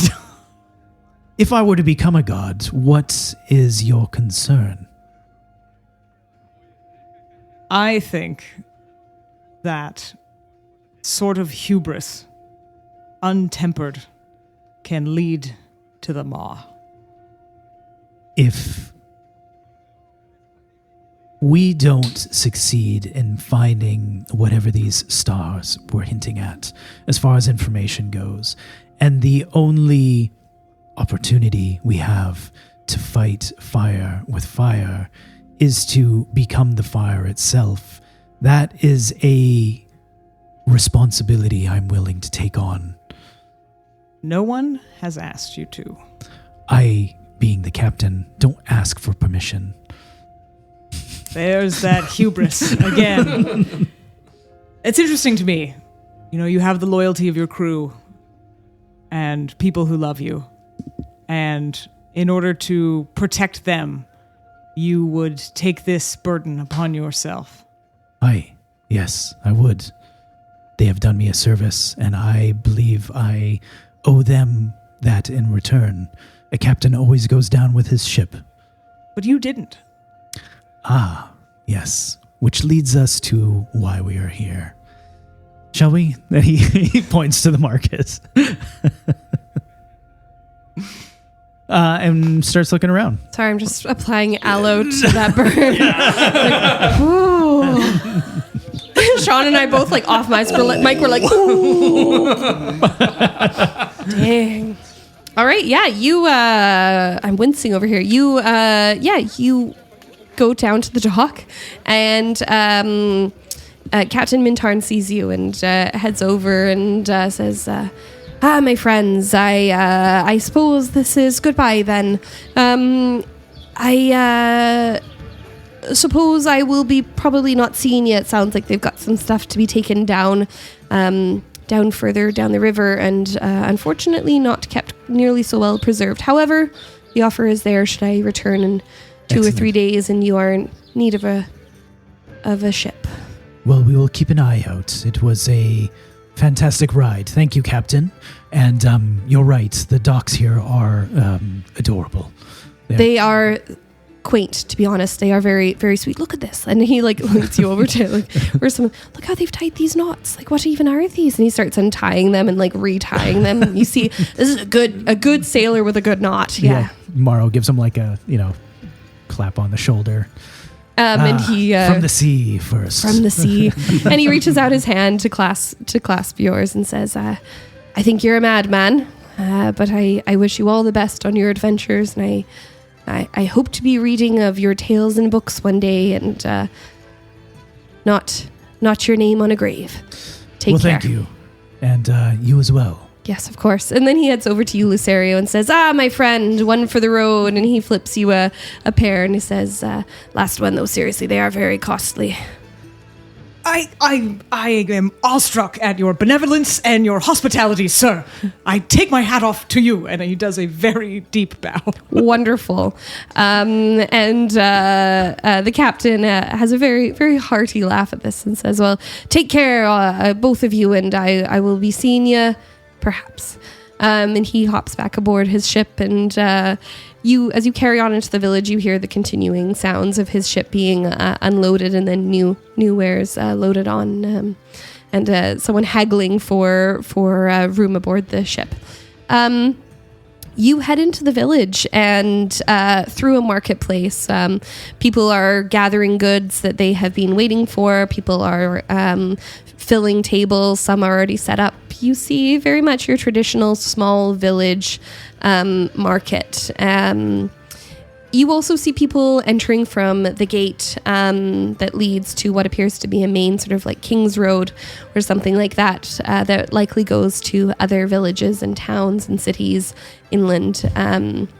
But this is right now a bustling village. Can I continue, or do you continue walking into the... Yeah, I think so. Unless Lucy says otherwise. Wonderful. Oh, let's do it. You continue in, you see a sign for a tavern, you hear a blacksmith. Outside of the blacksmith, you can see a broken cart. The wheel is in the process of being taken off, and you see it being taken over to what appears to be a woodworker, while the blacksmith chats with what you presume to be a farmer about, the metal pieces and stuff, and a couple of others standing nearby with various pieces of metal equipment waiting to be fixed. The tavern right now is set up with tables outside. It is beautifully sunny and wonderfully warm. But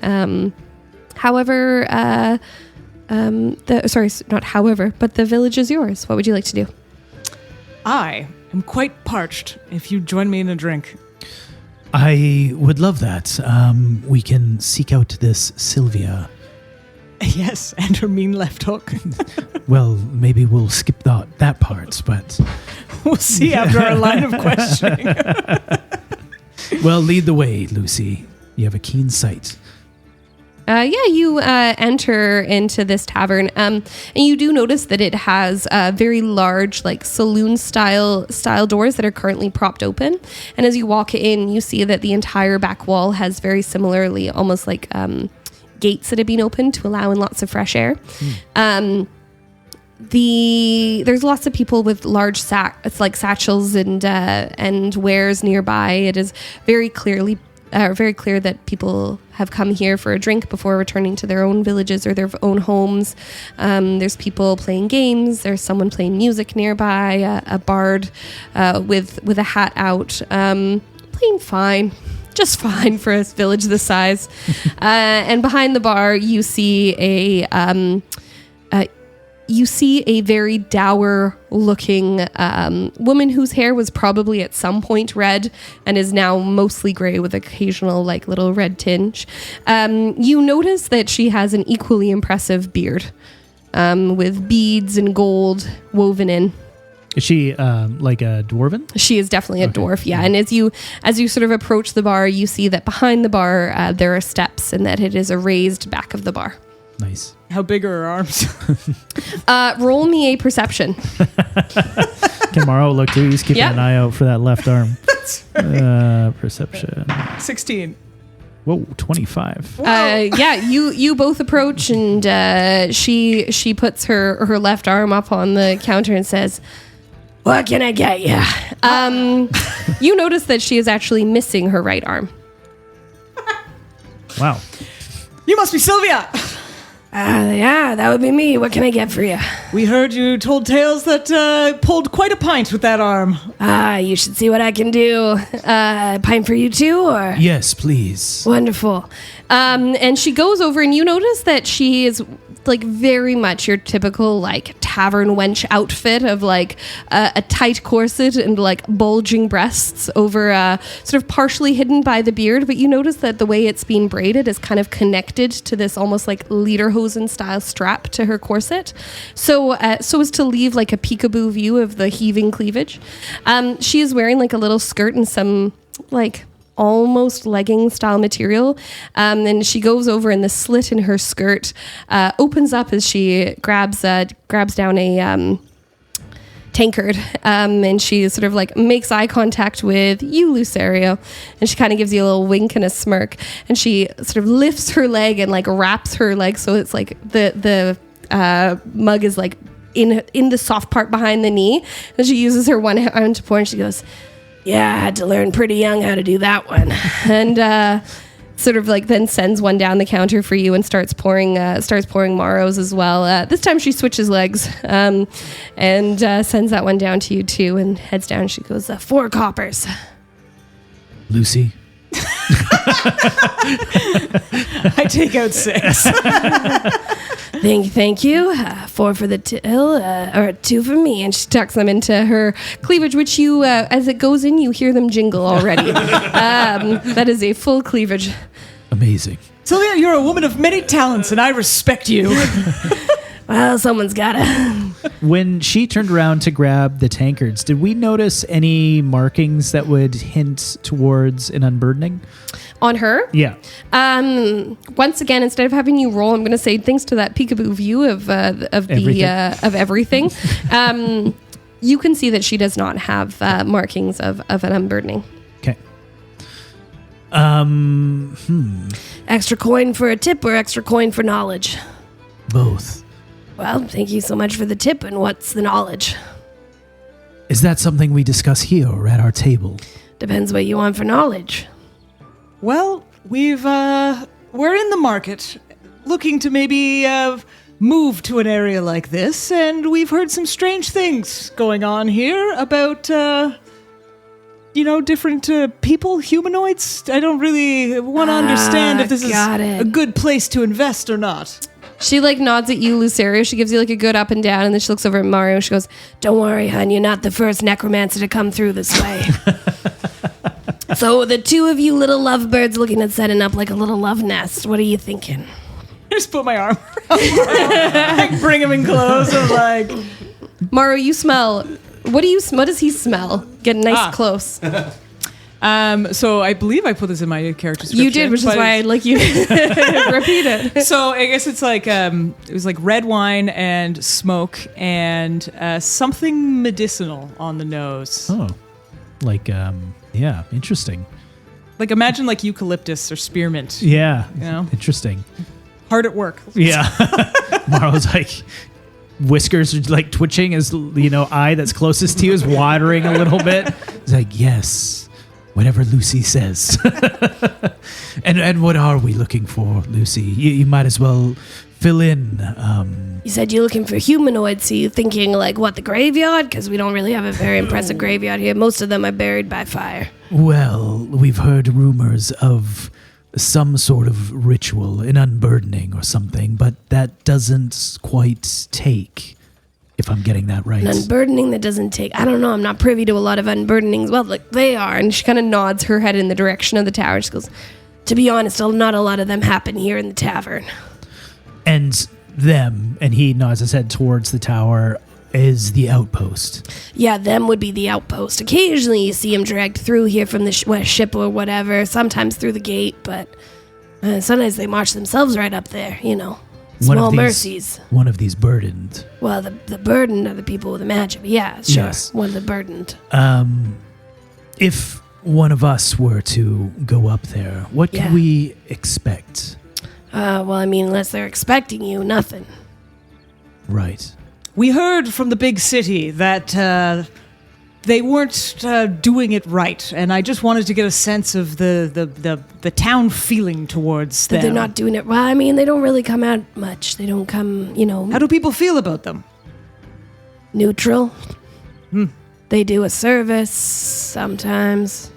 A service? Yeah. Like an unburdening? Well, the unburdened, it's a little tricky, what do I know? I'm just here. It's customer goes in, a customer comes out usually. You mentioned a necromancer picked out my type of magic. I'm curious if you've recently met anybody else like that. No, I was just guessing from the Walking Dead guy with you. Right. Yoo-hoo! It was subtle, but something about the rotting, visage was a little bit of a hint for me. Yes. Hard for us to not be profiled. Yes, well, I'm not judging, who am I to judge? Well, some like it hot, some like it... And she dead. nods over at Lucerio. Whatever you're into. Right.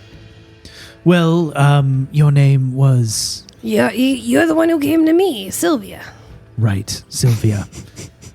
Well, thank you, Sylvia, and thank you for the drinks. Enjoy it. We shall grab a seat, and I think after we may go and poke around at this outpost. Well, good luck. Do you, is anybody else here that you think might be helpful for us to talk to? Well, you looking at talking to some unburdened or what? Yeah. Sure, yeah. Well, there's Seamus over at the blacksmith. He's the assistant there, apprentice, whatever you call it, the newbie. He's over there. He's been unburdened. Seamus. Right. Recently. Well, no, like what, maybe 10 years ago? 10 years ago. Any weird things happening around the village? Weird. Anything unexpected? No, a little bit of singing, a little bit of drinking, usual. Good. Well, really could find our dream home. Yes, lovely. One last question, Sylvia, Yeah. I promise. There is to the, I think it's north, where we just came from, there's this Meridian Archives, a gentleman there named Kale, I believe. To the west, yeah. Sorry, yeah. to the west. I'm all turned around. It's all the good, river, it's all it just, good. you'd think with the ocean, No. whatever, it just goes wherever it wants. The Meridian Archives. Yeah, do you yeah, know? Do you know of a gentleman named Kale? Okay, like the vegetable? Yeah. No. Good. Me neither. Right. Well, you take care now. If we go and grab a seat. Bye, you two lovebirds. Let me know if you need anything. Yeah, so you go. Yeah. No, it's fine. No, you're in.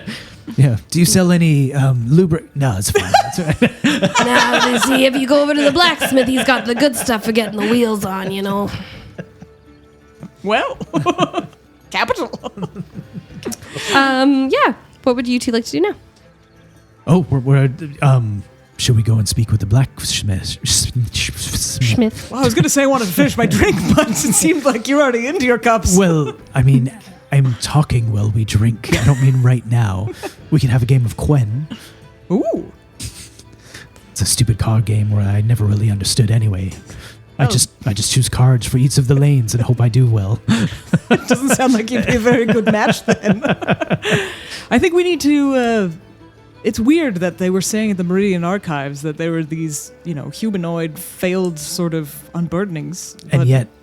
she hadn't heard of anything. And she runs a tavern. You'd think she would hear everything. Exactly. So At least something. either it's being hidden from local people. Or she's lying.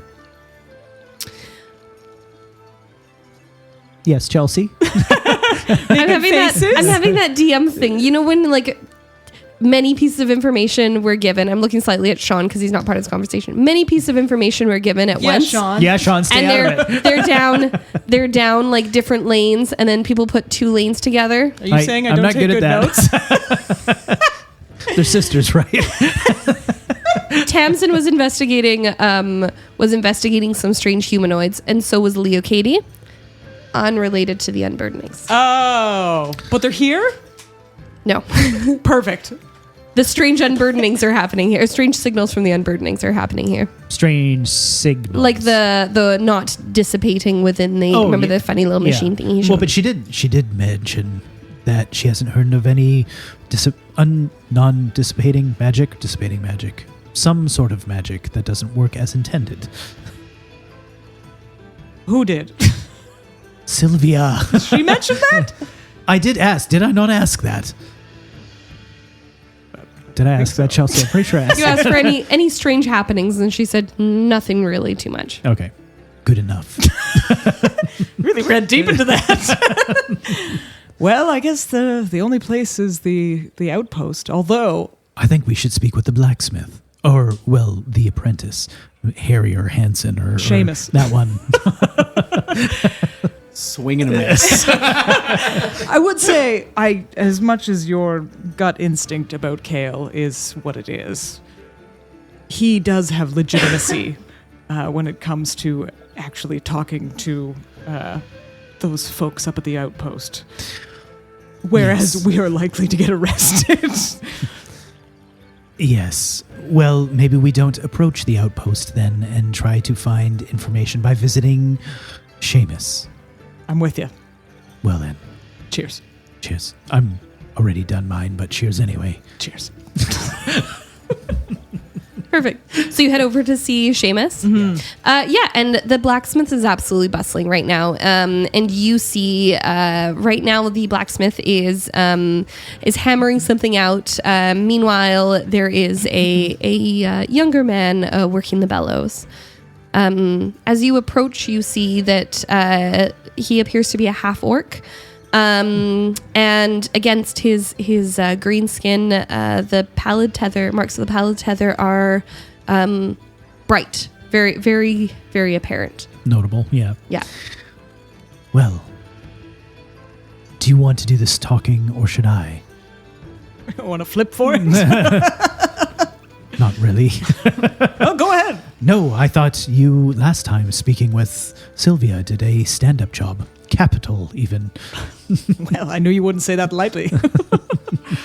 Seamus, is it? Yep. Any chance I can bother you for a minute? Sure. We're here on some business from the big city. Wanted to understand a little bit more about your experience with being untethered, if it's not too much to ask. Too much. Fair enough. Well, we're done here. That's what my anxiety would have me do too. Sorry to be a bother. I'm out. Well, can't blame you. It's pretty personal. It's like asking someone how they lost their virginity. Yes, well, Mawrow walks up to him. Seamus, right? Yep. I realize that asking these questions are probably somewhat uncomfortable for you, or maybe you're too slow to answer them intelligently. Nevertheless, I'm going to ask it again as he shows his blade. Hopefully something wouldn't happen to you after your shift here. So I'm going to ask you again. Well, Lucy asked you. Now I will ask you, what do you know of these unburnings that have happened around here? Clearly you have been one that has taken, has partaken? Is that the fucking word I want? Partaken in this ritual. He continues to pump the bellows, and he doesn't even look at like the blade you sort of show and stuff like that, and he goes, Cut or uncut? You mean me? Since we're talking about very personal medical stuff, I thought I'd ask you, cut or uncut? Uncut. What? Sorry, no. No, it's good. You already said it. I do come from a whatever background. and he leans over and he reaches his hand over to where the blacksmith was working, and the blacksmith relinquishes hold, and he pulls out a great sword. And the metal is red hot, and he sort of gives it a little swing, and then sort of holds it out in front of him and says, Sorry, since you were showing yours, I thought I'd show mine. Good. Now that we can both see each other's blades, and your is clearly bigger. Congratulations. Can we get on with the conversation? Nope. and he like hands it back over to the blacksmith and begins pumping the bellows again. If someone were to convince you otherwise, what would that look like? Clearly a large individual of yourself, not easily intimidated, which I can respect. However, everybody does have their, I'm hesitant to say price, their interests. What do you want? Why do you want to know? I'm here on behalf of someone to the west that works at the archives, and if I'm being totally honest, I don't trust him. I'm trying to find information before he arrives and influences the situation we find ourselves in. Is he nice? Mawrow's whiskers like twinge a bit. He's not nice, I Is he suppose. nicer than you? Yes. I find that offensive. Seamus looks over at you, Lucerio, and says, Send him by. And then he continues, send Kale by. And then he keeps pumping the bellows. Sure hope nothing happens to me after hours. They probably will. Yeah, Mawrow turns towards Lucy and he kind of does like the finger over the neck. I thought you were uncut. He's going to be cut. Oh, well. Well, trace the line then, why don't you? And he sort of he lifts his head and just bears the line on his throat. Yeah. Oh, from the unburning. Yeah. Yeah. Well, would seem like we're at a dead end. Could always get another drink. Probably should. It's like All how right. the rest of the group's going to show up and you're just absolutely just gonna be shit-faced. Do you do anything before the rest of the group shows up? We might start drinking. Great stealth mission, gang. We haven't found out. I mean, we could at least try at the outpost. Sure, scope it out. Do you think that's a good idea? Depends what we're trying to get. It's possible I've read Kale wrong.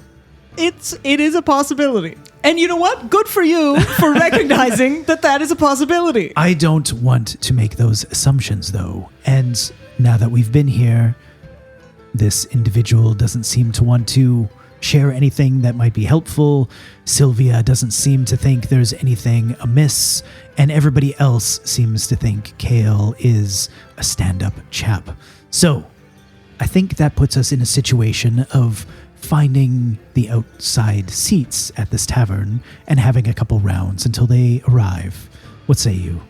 I'm here for it. And once more, I would like to say, it'd be interesting to understand other times in your life where you've potentially misjudged a character. It hasn't happened very often. All right. So you go to the tavern. So you head to the tavern. You get yourself a nice outside seat. You take turns grabbing rounds. And you drink until the rest of them get there. Can I arm wrestle, what's her noggin? You absolutely can. After like maybe my fourth, drink. Perfect. He's Into a like- 9-hour drinking stint. Sylvia, come here for a sec. What? I gotta ask. I gotta know how Yep. how strong that arm actually is. And he puts his arm on the Alright, table. Well, that's going to cost you a little. Arm wrestle. Yeah. yes, Well, you well- got to put some gold down on the. Gold. Well, I mean, I don't arm wrestle for free, honey. What if you hurt me? I'm just a lady. Fine, 1 gold. All right. And next drink's on me if you win. Deal. Wonderful. I'm gonna get you to roll me a strength check. Strength. Mawrow is actually brutally weak. I hope I get know. a natural 20. Where is my strength on here? S. Where That's is how S? brutally unstrength Oh, I think how because weak you are. You yeah. didn't even have strength. 7. 19. Nice. She breaks your I think Mawrow goes through the table. He breaks the table. He's on the ground. Wow, what a lady. You have yourself a nice time there. Change just comes out of her cleavage. She leans over to pick you up and Sorry. Would you say that we could add this to your count of characters that you potentially misjudged? I didn't think I misjudged that at all. That was That's what right. he's into. Well, you were on the money. Right. so about 9 hours later, the rest of the crew arrive. Would you say the two of you were sloshed? I think so. Reasonably, yeah. Can Lucerio get drunk? No, Lucerio's liver doesn't work. that's right. Yeah. So Mawrow is sloshed. Yeah. I think because also he's partially like embarrassed and a little angry and like just got showed up by a fucking half orc that doesn't even have magic. He's just like, what has my life come to? All right. So Mawrow is sloshed. Yeah, definitely. And Lucerio, you are not. Is there anything you feel Mawrow shares with Lucerio during this time? In brief, do you get to know each other or do you just share stories of the sea? Well, that's how people get to know each other. Yeah, I think maybe like light stories, or I've maybe shared a bit of the past and my previous crew and that sort of stuff. Things that like if they dug hard enough could probably find out. But this is not the first time Mawrow has drank his fair share, so he does not like loose lips sink ships, and he knows that. So he knows how to drink, but he also knows how to hold his knowledge. Gotcha. Yeah. Okay. And I probably wouldn't pry either to like into any territory like that. In fact, I found out more about Mawrow when he's sober. So there's honestly no need. And so I would say I would consider this a male bonding moment where we just swap tales of the sea in our ships and Perfect. Days gone by. Wonderful. And play Quinn. And play Quinn. The riverboat pulls up at the dock behind the Lucerio. The Lucerio has not set off yet. It is preparing to do so. However, the captain has once again disappeared. Something that the two of you would know, as you just watched moments ago, Sylvia slam Captain Mintarn into the into the counter after his drunken approach at an arm wrestle. Mintarn as well, or you mean Mawrow? Mintarn, yeah. Oh, he did it too? Yeah, he did it too. Get in line, Captain! You make some of your gold back, betting on Sylvia this time. And yeah, so you the riverboat though pulls up on the docks behind. Can I assume you disembark? Hey, Sue, you figure pub is probably where they are? Guaranteed. It's gonna be where they're. Yeah. Kale, where's the tavern in this town? Well, it is. Eldrick points it out. He just. Yeah, exactly. Exactly. I would assume probably where all the cheering's coming from. Yeah, that sounds about right. All right. And yeah, I know Warbles would. Perfect. Yeah. Some people get off. A couple more people get on to the boat. And yeah, you all head towards the tavern where you see Lucerio and Mawrow. Mawrow, the two of you have seen Mawrow sloshed before, and he is almost at the point of body shots. Almost. Any bodies around? Nope. All right. Though you do see a man in dark clothes peeling himself off the ground. Well, it's not the captain this time, so... Surprise, surprise. This is actually turning out to be a bit of a win. See, Kale, he's not all that bad. Right. Oh. Anything... Well, we had thought that you were all coming tomorrow. That was never a part of any of the plans. Tomorrow is today, Captain. Yeah. We are currently in tomorrow. Yes. Right. It comes up quick, doesn't it? Yes.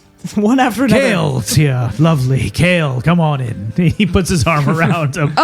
I fixed it. I know. I blew up your cup, and I took it apart again. And I put it back together better this time. It's much worse. He gives it to him. This is the kindest gift you could have done. I can see what effort you put in. Excellent. Did Mawrow put effort into this? I feel like he did, but he's maybe last night while he was drinking the wine, so he was also a little half gut there, and he's in the dark. Roll an insight at disadvantage with your drunkenness. Anyone else watching this can roll an insight regular. I got so excited I threw my dice across the table. 19 or 11. 11. 11. 9. Is that a 7? 24. 24. Warbles, you can see the genuine delight at the effort that was put into this on Kale seems quite pleased that effort was made. Huh. Good job, Captain. You did good. Thank you, Sue. It's good to see you. I'll just put it with my other one, but I think I might prefer this one.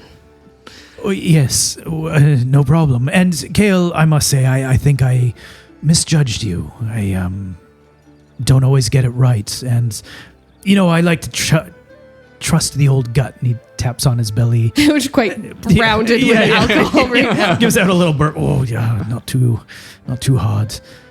I asked Lucy to attend here early with me so we could maybe scope things out before you and the rest had arrived, should you be trying to pull something over our eyes. I'm starting to realize that may have been a misguided judgment. I appreciate your honesty. Is this because he's drunk? He looks over at Warbles. Yes. I mean, Okay. the emotions, yes, but the conclusion, maybe not. I appreciate your honesty then, Captain. All is forgiven and all is well. Excellent. I hope we can help each other. I wouldn't bother talking to Seamus. He's not very nice. Seamus. Yes. I Yeah. don't know who. Who's Seamus? Well, in our, Everyone turns to Lucerio. earlier on in the day, we obviously had come to the tavern for information, maybe a beverage, but information. And the wonderful bartender, Sylvia, had pointed us to Seamus, who is one of the local folks here who has gone through the unburdening ceremony himself. And so we wanted to understand his experiences with that. Did he do the unbending here in town? Well, we really didn't get that far. He was not very open to talking about it. Quite understandably, to be honest. It's a very personal medical thing. Deeply personal, yes. Yes, indeed. And we maybe approached it the wrong way. As in the Mawrow way. The wrong way. Kale says this, but he does like put his hand on Mawrow's back when he said it, a little bit like trying to ease the sting a little. So we thought, you know what? Instead of trying to go after the tower all on our own, we should probably wait for people who knew the system a bit better than we did before Right, we went and well. did anything rash. As you say this, you're sitting at this sort of, some of you standing, some of you sitting at this table just outside of the tavern, and you see two tieflings walk by. Similarly to Lucerio, they are red-skinned tieflings, and one of them is taller, and the other one is a little bit slighter, and they're both dressed very much like common villagers, farmers or anything. And one of them is saying, the younger one, the more petite one, is saying to the other one who you watch, he's essentially storming towards the tower. And they're talking loud enough to interrupt your conversation as they walk by you. And the smaller one at the back says, Wrath, no, it's not. Please don't do this. I'm sorry, I didn't mean to. Wrath, please, we can figure this out. And the one now that you know to be Wrath turns around and he pulls his shirt to the side, showing his shoulder, and he says, This is not okay. This is not fine. And you can see from where you're standing a massive burn across his arm, across his shoulder, in the shape of a handprint. It says, accidents, and he sort of does like the quotation, accidents keep happening, and they're not going to happen anymore, not on my watch.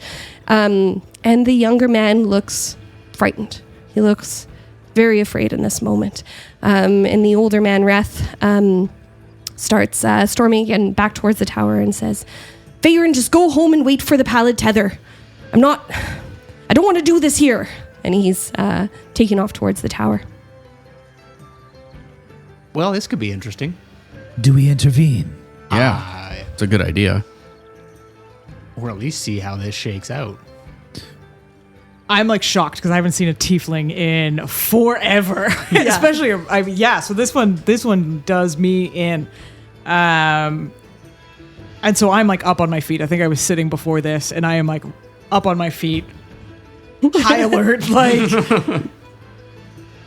caught in the moment because I'm sort of wrestled between not wanting to interfere in the past and not wanting to change things potentially, but also recognizing that everything that we have done has already been done in order for us to get to where we need to go. And with that, I leap over the fence, like that's just kind of like around the tavern, and walk straight over. Yeah, they are heading up towards the tower. The one known as Wrath leading the way and keeps going. Just go back home, Faerun. They'll come and see ya. And Faerun sort of just repeating those same like, please, Wrath, please, just slow down. We can talk about this. Doesn't have to be this way. And as they get closer to the tower, you see you see a man, a middle-aged man, though not too much extra can be sort of seen of him. He is sort of pale-skinned, but you can't see ears to figure out whether or not this is an elven person. And he is wearing robes with his hood up, and he is stepping out of the gate, and behind him are two other hooded figures who appear to be also making their way out. Reth seems to pause here and looks back at Faerun and says, Faerun, you go home now. We're not doing this here. It's not safe. We can't do this here. Just go home. And what would you like to do? So the three figures are like part of the pallid tethers. Mm-hmm. I'm guessing. Okay. Yes. Yeah, you see on their front the emblem of the pallid tether, the white rope around a star. Recognizing that this is honestly kind of what we were after in a way, I want to see how it plays out. Like if bringing it back to the human world, if anyone had like come to an authority figure in like a heated state with like a big argument happening, I would want the authority figure to like talk things down and like bring it down. And so I'm wanting to see how they sort of take this interaction before I do anything. Are they going to de-escalate exactly. or e-escalate? That's right. Yeah. What do the rest of you do? Warbles is of a similar mind, like following. I think Mawrow is up and stumbling towards all of it, but not as fast. He's just like trying to see what's going on. Which He's one kind do of, I follow? Yeah, he's kind of got a lazy eye. He's like, I don't really like that guy, the way he's talking to that kid. So we look to Kale and like, should we not jump in and sort of see what we can do here? I think we should try and make sure things calm down. That's a good idea. So let's just kind of be a barrier. We'll be a bit of a. I think we should go and try and calm things down. He looks over towards Sylvia, but whatever he was about to say dies off as he sees that Sylvia is already starting to close up shop. She and others around have clocked what is occurring here, and they are like old Western style, locking down the saloon. Tables are flipping, and doors are closing, and people are essentially taking cover. These three wizards or magic users rather start to the one at the front sort of heads towards these two tieflings, while the other two start to spread out and circle around. Kale also hops the fence and sort of claps Sue on the back and says, right, any ideas? As he's moving forward. Any ideas? Yeah, we should. I don't know. Just kind of sit on the background and just prepare. Okay. For the worst. Yeah, we don't really have enough information to kind of jump in right now without inserting ourselves, so we'll just see what happens. Perfect. All right. So you sort of you arrive on the outskirts of this situation. Houses are all around you, and towards the back is the tower. And you see the other two magic users who were circling around have now stood to form a triangle around these two young men. And the one whose name you've now learned to be Reth says, Faerun, just go. And Faerun moves forward towards Reth and says, I can't. We got to sit each other. We got to stay together. You can't go in there. And you roll me an insight, Sue.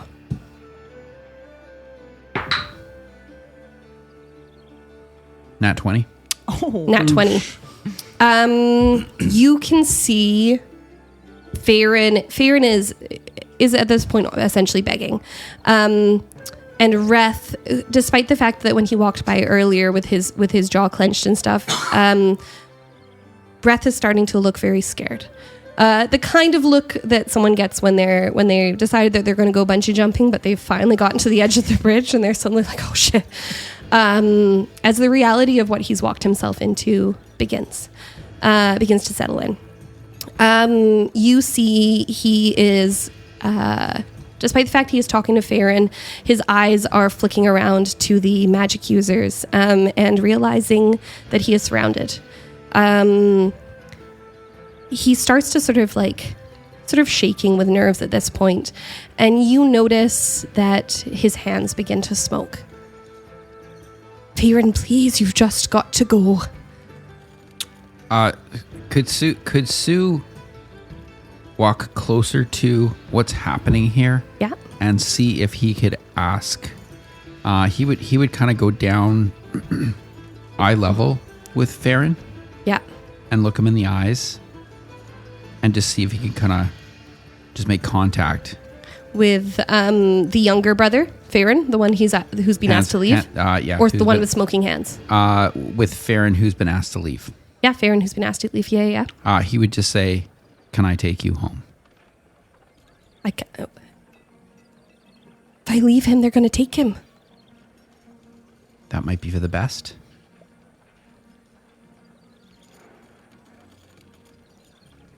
Roll me a persuasion.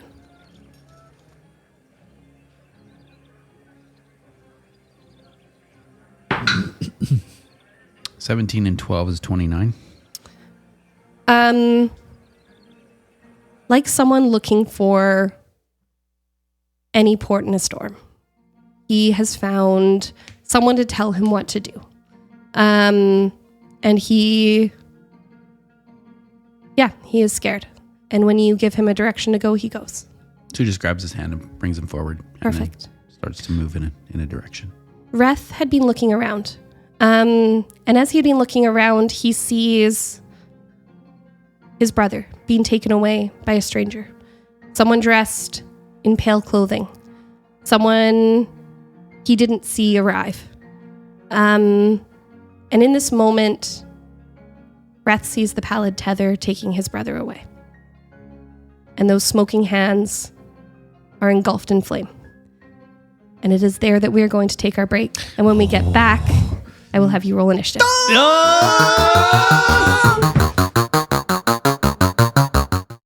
And we're back. I need everyone to roll me initiative. Woo! Woo! Woo! Tash, what'd you get? All right, now we gotta add something to what we rolled. I just wanted Sean to scout that just so that... the initiative. And please remember you all have a shared, or not shared initiative, but you can choose within your ally groups where you go or who goes first. Okay.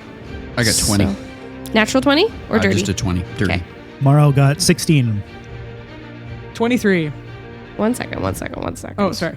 1 second. Okay, so we've got a dirty 20 on Sue. There we go. Sue, okay. Dirty Dwayne's 20. You got a 23, you said? Correct. Serio, okay. Warbles? 15. 15. Mawrow? 16. Okay. And Kale and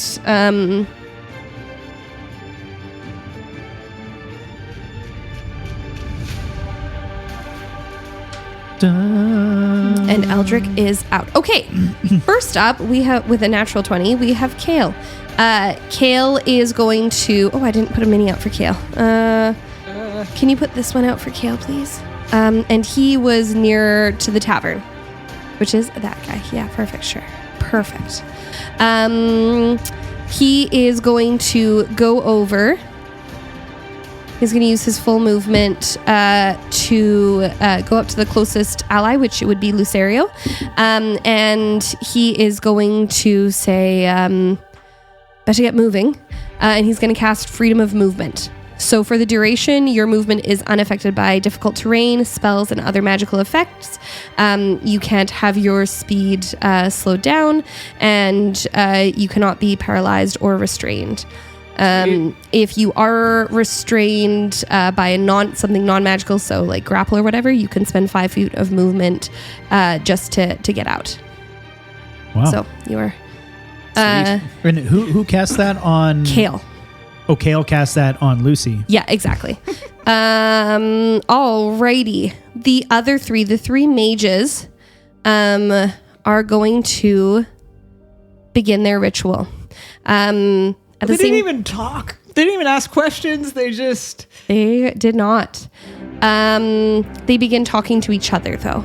The man closest to the gate calls out to the other two and says, prepare your parts of the ritual.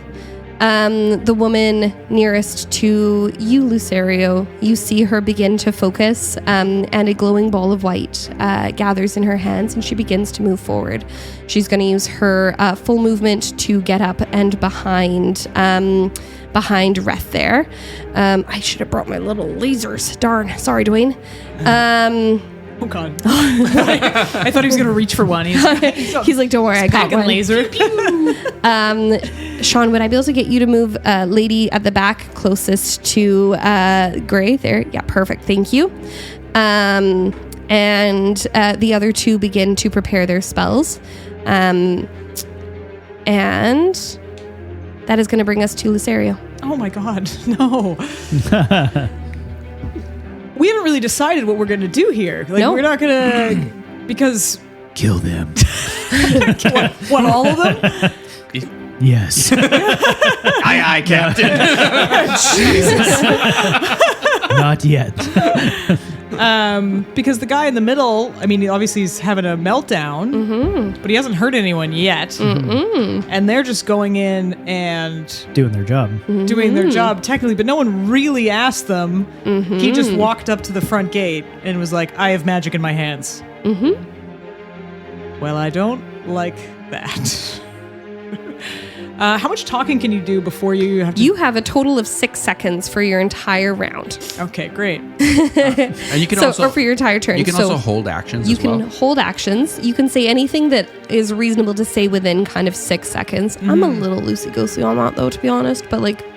Not a full monologue, ideally. Got it. Unless it's you your can say last a lot stand. in 6 seconds. Yeah, I certainly can. That's fair.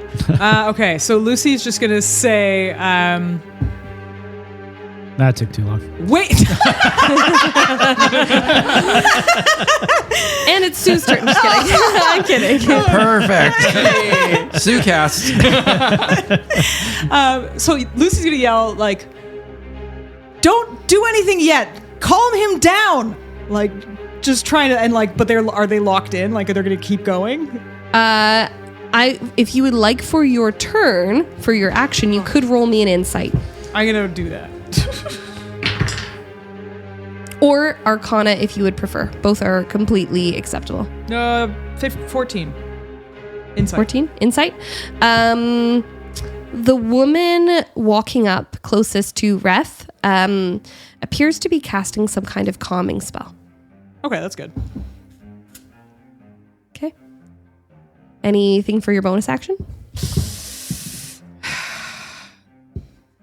No, I'm gonna wait and see what's going on here. Sounds good. I don't trust. Sue, your turn. Sue casts Psychonic Whispers. Wonderful. He will cast that on Warbles, Lucy, Captain Mawrow, and Kale. Yeah, perfect. And, okay. And Kale just he says he'll kind of just direct this to. He'll say, Kale, any thoughts about what we should be doing here? The scientist in me says observe. So the human in me says we need to step in. Where would you like us to step in? Have to protect the villages. Keep the town safe. Okay. Sue will he will hold his action, but he's going to pull his crossbow off of his back, knock a bolt into his crossbow, and he will kind of just have a look at what's happening in the scene. What's that spell you cast do? Psionic Whisper? Yeah. Yeah. So it's it says here choose up to 5 creatures. Mm-hmm. So that would be our crew and Kale. Yep. I get to roll 1d8, and that tells me how many hours that I can actually talk to people telepathically. Gotcha. So Cool. so this it's not happening out loud, and it's within a 1 mile radius. Okay. Wow. Really leveled up? 1 mile now. 1 mile. Yeah. Okay. 2.2 So you're holding kilometers. your action. Just so you- Mawrow, it is your turn. Mawrow wants to get a sense of how dangerous this tiefling potentially is, like, and not by looking at the tiefling. I want to look and get a sense from the mages surrounding them. Like, Kale had talked about sometimes these unburdens, especially when they are in moments of stress or anger, can actually lash out with like an unreasonable amount of magical power. Yeah. And he's going like, is this one of these moments? And that's why these guys aren't fucking around. So he's actually trying to get some quick insight from, or perception, whatever it is, from these mages. I'm going to get you to roll me an insight at disadvantage. Son of a bitch. Someone shouldn't have got drunk. Probably shouldn't have had so many drinks. It's probably that one. Yeah, so insight 8. 10. It's difficult to tell. It is the time of evening where shadows are long, and the mages are wearing hoods that cover their faces. Okay. You're able to see only the one at the gate who was giving orders, and even that is very little. Nothing you can glean right now. If that's not my regular action, you can tell me or not. I would like to ready an action. I had Spooner do an insight for her action. Okay. Sorry. That's okay. I'm so sorry. Yeah. That's right. For movement, then, Mawrow is going to. What's the distance of this spell? He's going to move back. Okay. Just buy himself some room so he Perfect. could like potentially hide behind the building, but he's not going to. You can also kind of like, I know the map's not quite big enough to cover the whole space, but just sort of what seems reasonable for those. Sounds good. Perfect. Warbles, you are up. Warbles is going to go up to the tiefling. Okay. Good for you. And is going to go. You want to stay or go? I'm going to get you to roll me a charisma persuasion. It's a question. Oh, God. Do you want me to talk to him? I got a knife. Which end of it do you want to see? It's a natural 20. The smoking chills the fuck out for a hot second here as someone gives him a choice. And he says, I don't know. And we're safe. Just point. And he points towards the forest. Warbles is going to bonus action Step of the Wind. Okay. He can take one willing creature with him for all of his movement without provoking an attack of opportunity. Amazing. And his base speed is 55. This is considered a spell? No, it is a monk ability. Phenomenal. Warble can't cast spells. Right. Okay. Cool. Yeah. Cool. Monk ability. Please go ahead. Okay. And it's done essentially instantly. It's like perfect. Shoom. Like the wind.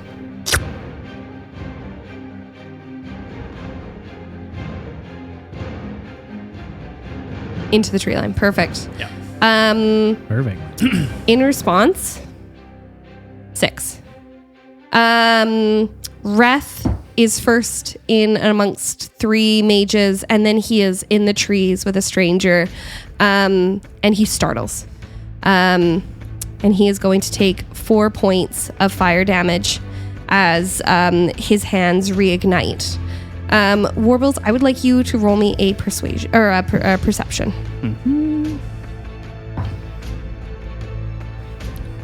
18. 18. You've seen people cast spells before. You've seen a lot of spell work. You have never seen a mage or a magic user take fire or take damage from their own fiery hands, and yet he is. Up next is going to be Warble, or is Reth. Or end of your turn. Sorry, Warbles. Yep, that was it. Wonderful. So at the top of his turn,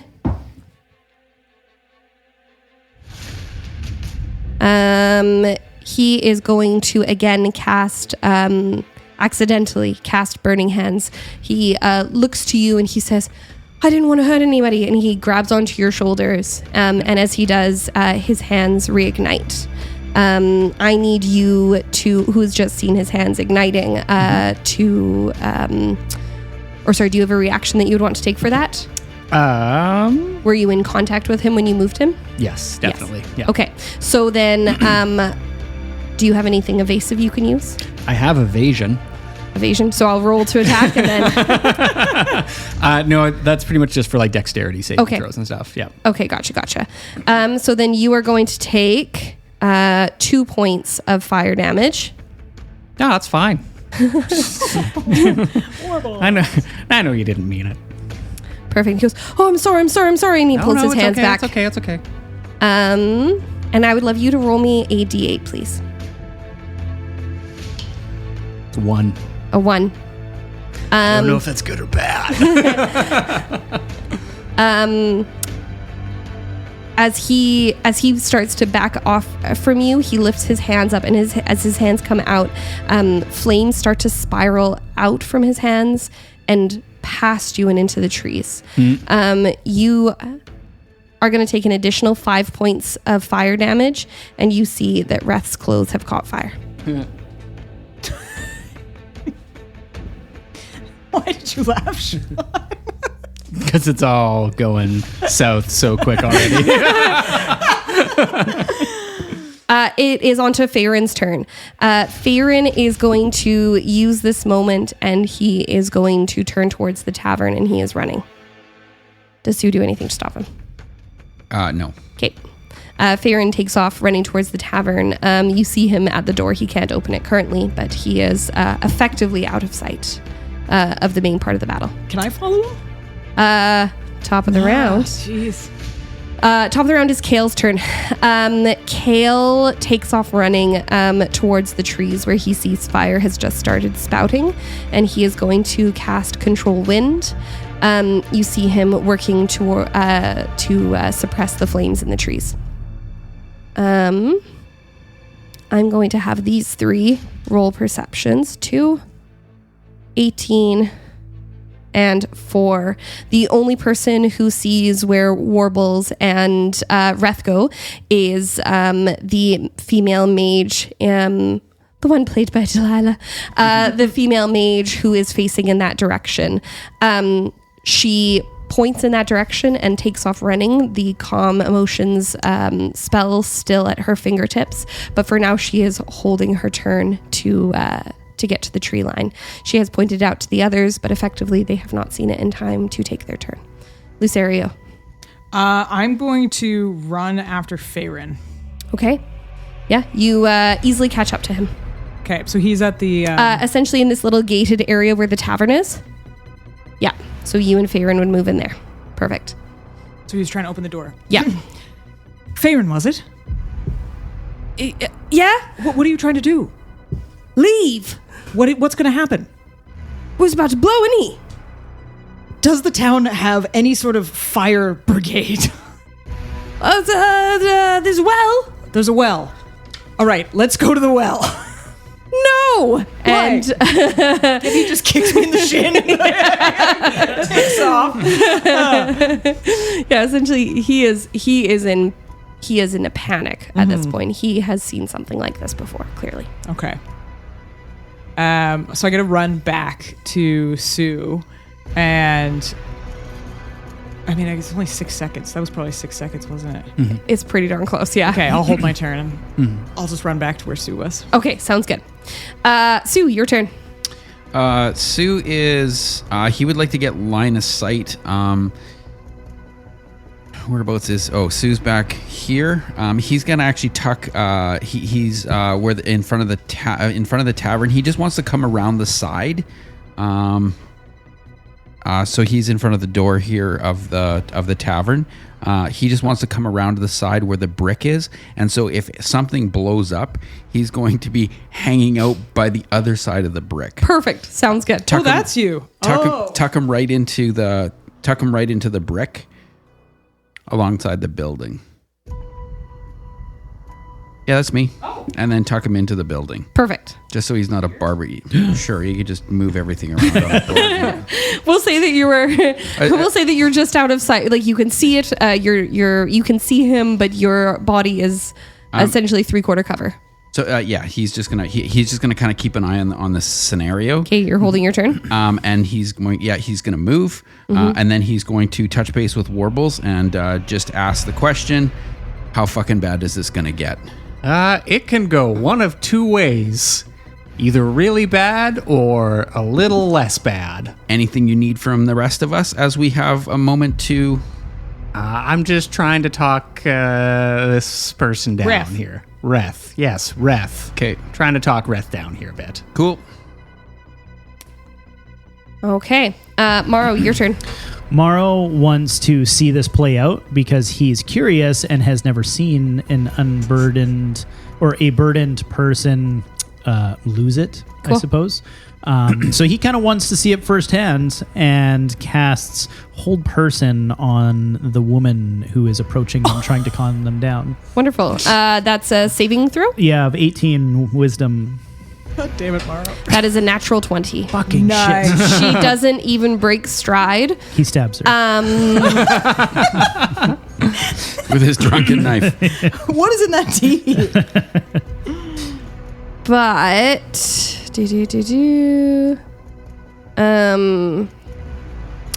she is going to cast Arcane Ward as a reaction. And you see an additional sort of like pale blue orb spout out around her. Clever and- girl.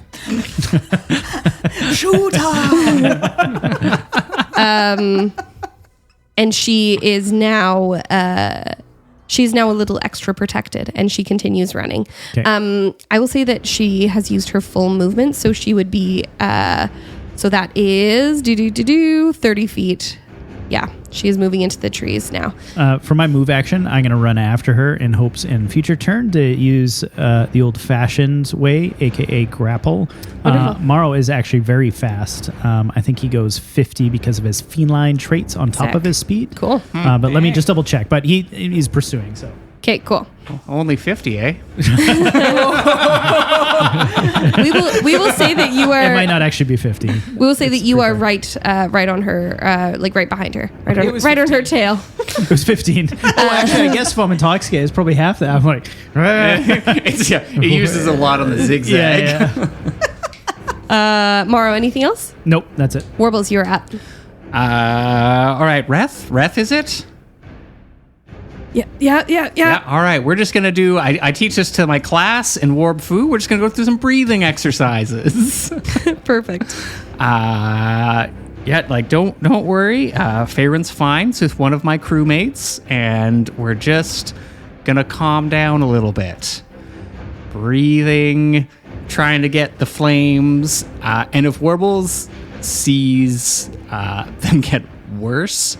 He's going to try and do the same thing that he did last time with Step of the Wind to Move away from the. I will get you to roll me a perception. This is not like your action here. It's another 18. You see the flames are sputtering on the trees. Something is affecting them to your benefit at this right now. Yeah, he was more trying to look at Ref to see whether or not the flames are increasing on them. On him. Oh, yeah. They are absolutely along his hands, and you do see that his hands are beginning to blacken. He is just in a full panic right now. So I will get you to roll me a persuasion. I'm going to get you to roll it with disadvantage. It's good. I got a 1. I got 3 1s. He's like hyperventilating now. Are you doing anything else in this moment? I think if he sees it getting worse, he's going to try and grab him and just charge for the well. Okay, Yeah. sounds good. You absolutely can. However, Step of the Wind is a willing creature. It is a willing creature, so I'm wondering if he can do a grapple. I would love to. Yes, Yeah. absolutely.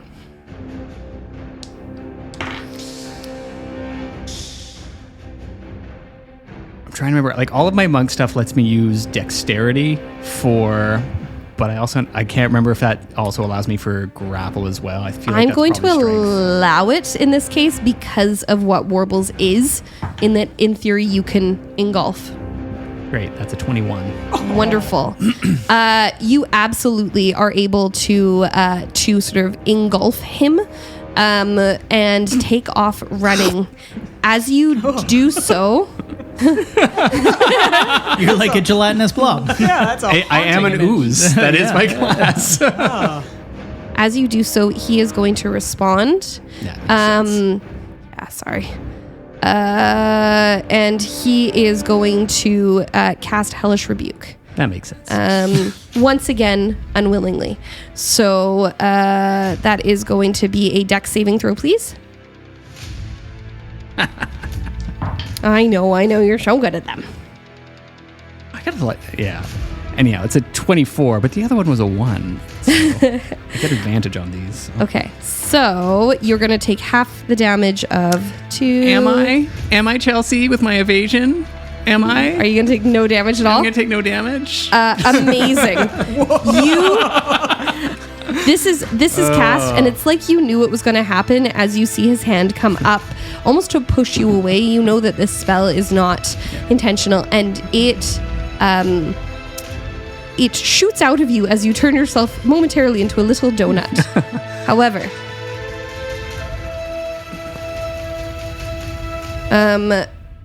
Sean, can you please call out numbers with directions? We're going to do 12 directions, 12. So just point to, like a clock, point to what is 12. Perfect. And you're taking off towards the well? Correct. So we're going to say 12, 1, 2, 3, 4, 5. Sorry, you're about a 5 o'clock. Hellish Rebuke is making its way towards you now.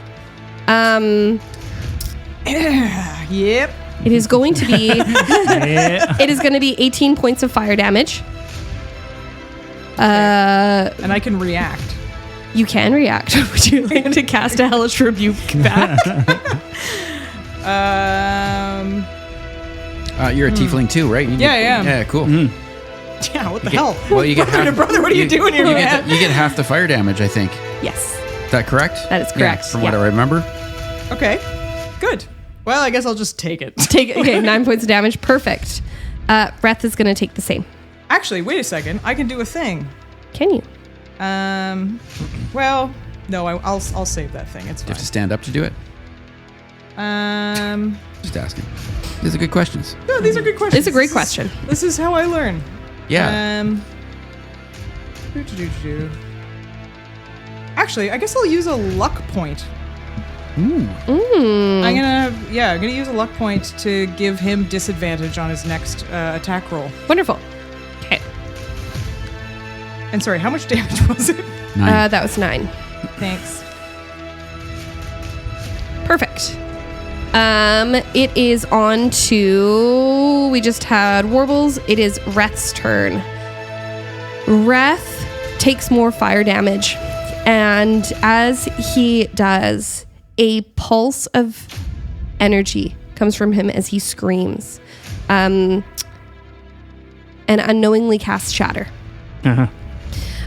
A sudden loud ringing noise, painfully intense, erupts from a point of your choice. In this case, it is him. Each creature in a 10-foot radius. Sean, I'm going to pass you your measuring tools. Oh, yeah. Must make a con saving throw. That's going to be... I think that's just me. Is it just you? Is his brother at the tavern door? No, he ran away, didn't he? No, his brother was still at the tavern door. Yeah. Still, Okay. He was trying to It's- Clyde to get in. yeah. He was trying to get in. Okay. And So Sue just rounded the corner. Yeah. And you just rounded the corner. So Yeah. are you within 10 feet then? 10-foot radius? I don't know where he is. I don't know where he is. I don't- Oh, he's there? Oh, well, God. Reth is at the door there, yeah. Yep. I think that's Okay. beyond 10 feet. I think so. Yeah. Okay. So that's just going to be you then. A con saving throw, please.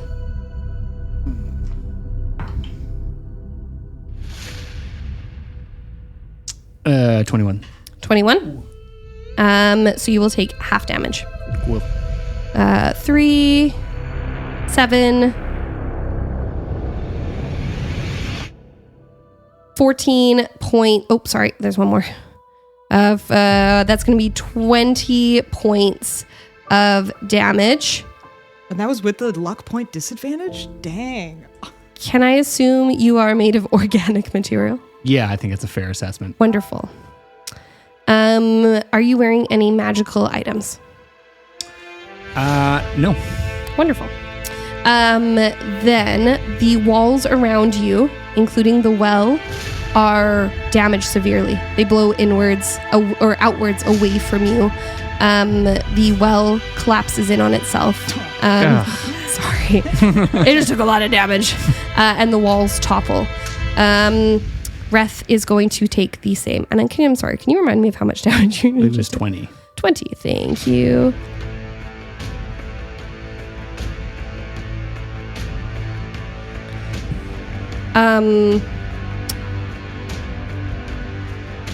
Farron is blown off of his feet, though takes no damage. And he begins to scoot back. And we're going to come to the top of the round again. Kale manages to suppress the fire with his spell. No, it's still only 6 seconds. He will continue to hold. He is keeping the fire off of the village as it is on trees that are up against houses. He seems to be succeeding. The fire will not spread to the village if he continues. The 3 mages turn at this ear-shattering noise and take off running towards where Warbles, you are currently wrapped around Reth.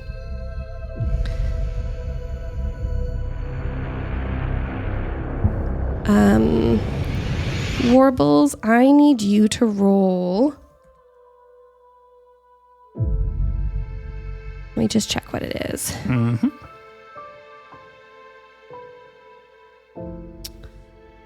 I need you to roll a charisma saving throw, please. So charismatic, though. Funny enough, I'm not. That's actually not that bad. 16. 16. Okay. Yeah, you managed to succeed in what you recognize to be a calm emotion spell. I am very calm. How dare you? You're doing the deep breaths around him. Yeah. And unfortunately, Reth manages to succeed as well. Warbles, please roll me a D. Yeah, you're closest. Roll me a D8. It's an 8. 8. Well, we're just Exciting. going 1s and 8s here.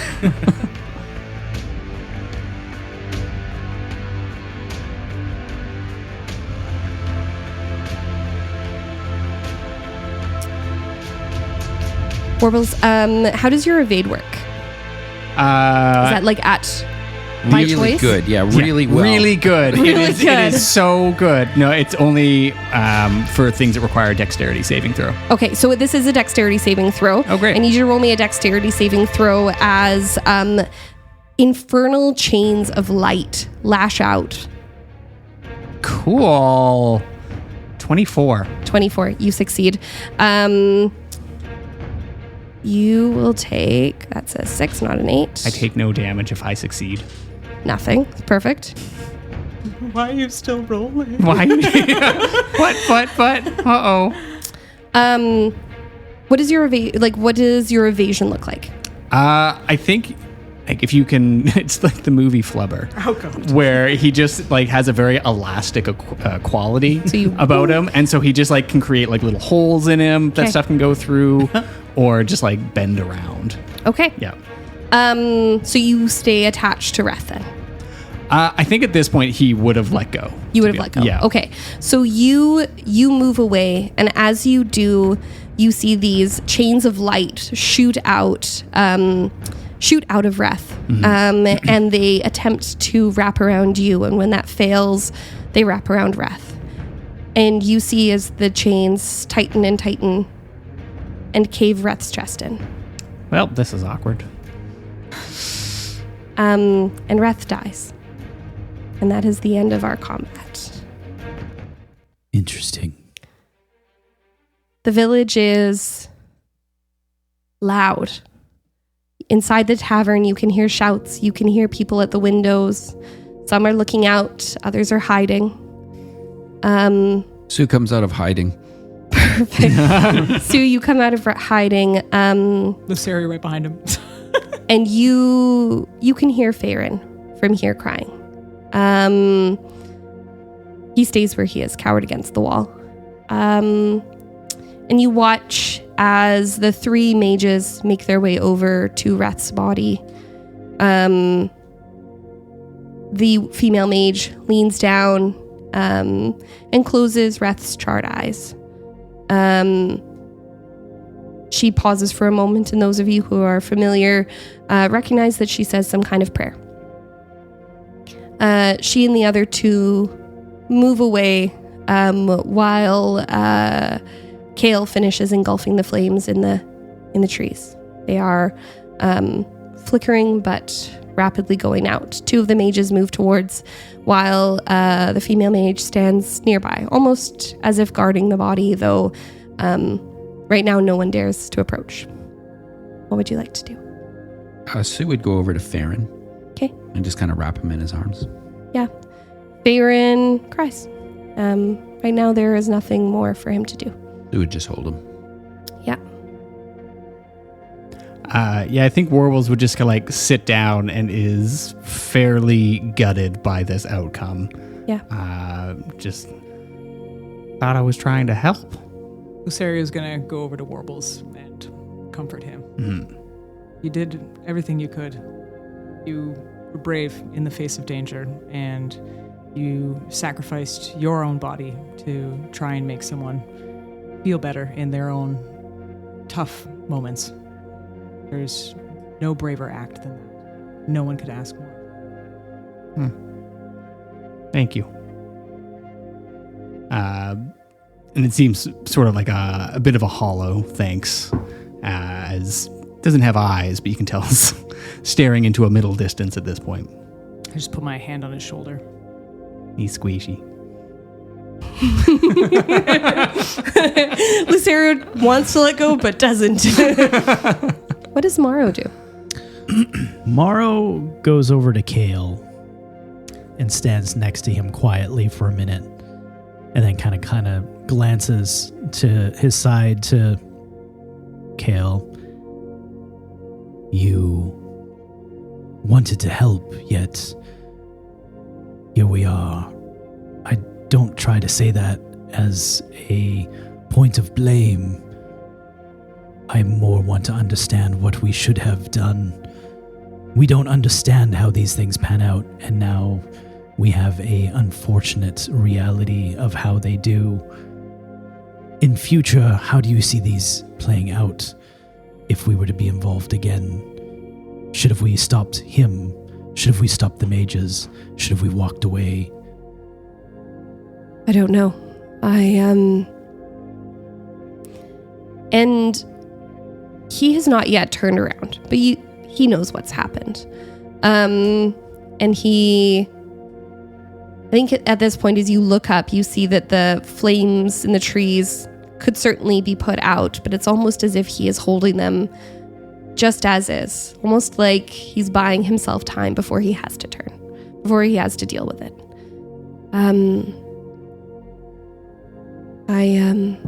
I don't know.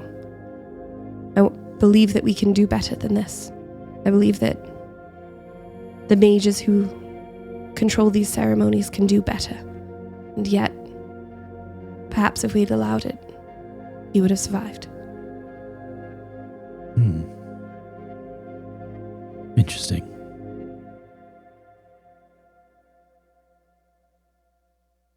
Lucerio, you stand with your hand on Warbles' shoulder, and the battlefield has settled to the practical quiet that follows violence. Metal ticks as it cools, someone coughs, and the dead lay where they fell. And you blink. And in that thin, unguarded moment between closing and opening your eyes, she is there. She stands over the body like an officiant over a casket. Her dress is long and black, cinched tightly at the waist. The fabric trails behind her and sinks into the ground without disturbing so much as a grain of dust. A black shawl covers her hair. When she turns, the movement is controlled, deliberate. A veil hides her eyes and brow, Her mouth, though, is visible. Painted a precise ceremonial red. A red you would know anywhere. No one else reacts. No breath catches. No weapon lifts. It's just you and her as the world goes on around you. She looks down at the corpse first, head slightly tilted, as if confirming a name against a list only she can see. Slowly, you see something. Mist. You're not sure. A shadow that shifts. Then her head tilts, almost as if she hears your heart stutter. Not startled, interested. And her attention lands on you and stays there. You are not the one I came for. But you are near. She steps almost towards you for a moment. And then someone walks between the two of you. And as they pass, suddenly she is much closer, breath away. You cling with such intention. You hover at the threshold, call it devotion. She tilts her head, and though you can't see her eyes, you know hers see into you. You believe your suffering refines you. You think if you polish yourself against death long enough, perhaps I will find you gleaming. She sort of seems to smile, but it feels mocking. How earnest. You look down for a moment as you see movement at her feet, and the soul slips out of breath, almost like a shadow oozing, and then turns to a fine smoke that slips towards her own shadow before disappearing. Most beg to be spared. You beg to be worthy. You are not mine. And then she looks down at your hand, at the ring there, and her head tilts, as if in surprise. Her mouth quirks again, but this time it seems intrigued, maybe amused, less mocking. Not yet. Not because you are unworthy, but because you are unfinished. She puts her hand on your chest to feel a heart that does not beat. You stand at the edge and wait for me to push. Her hand slides up your chest into your throat. And then her fingers tighten, digging in. You see a subtle shake of her head. I do not push. She lets you go. With one foot in your grave, you call this loyalty. She steps back and someone steps between the two of you. Warbles moving away, you're not sure. Everything else but her feels a little less real. She's further now, standing over Reth's body. Continue. And even though she is so far away, her voice whispers in your ear. Sharpen yourself. Die beautifully. She turns away, as if she's leaving. And then, almost like feathers trailing your skin, you hear her words in your ear. And when you fall, let it be for something that outlives you. You blink, and she is gone. Something has shifted. You have been measured, and it would seem as though the gods are nearer than any of you expected.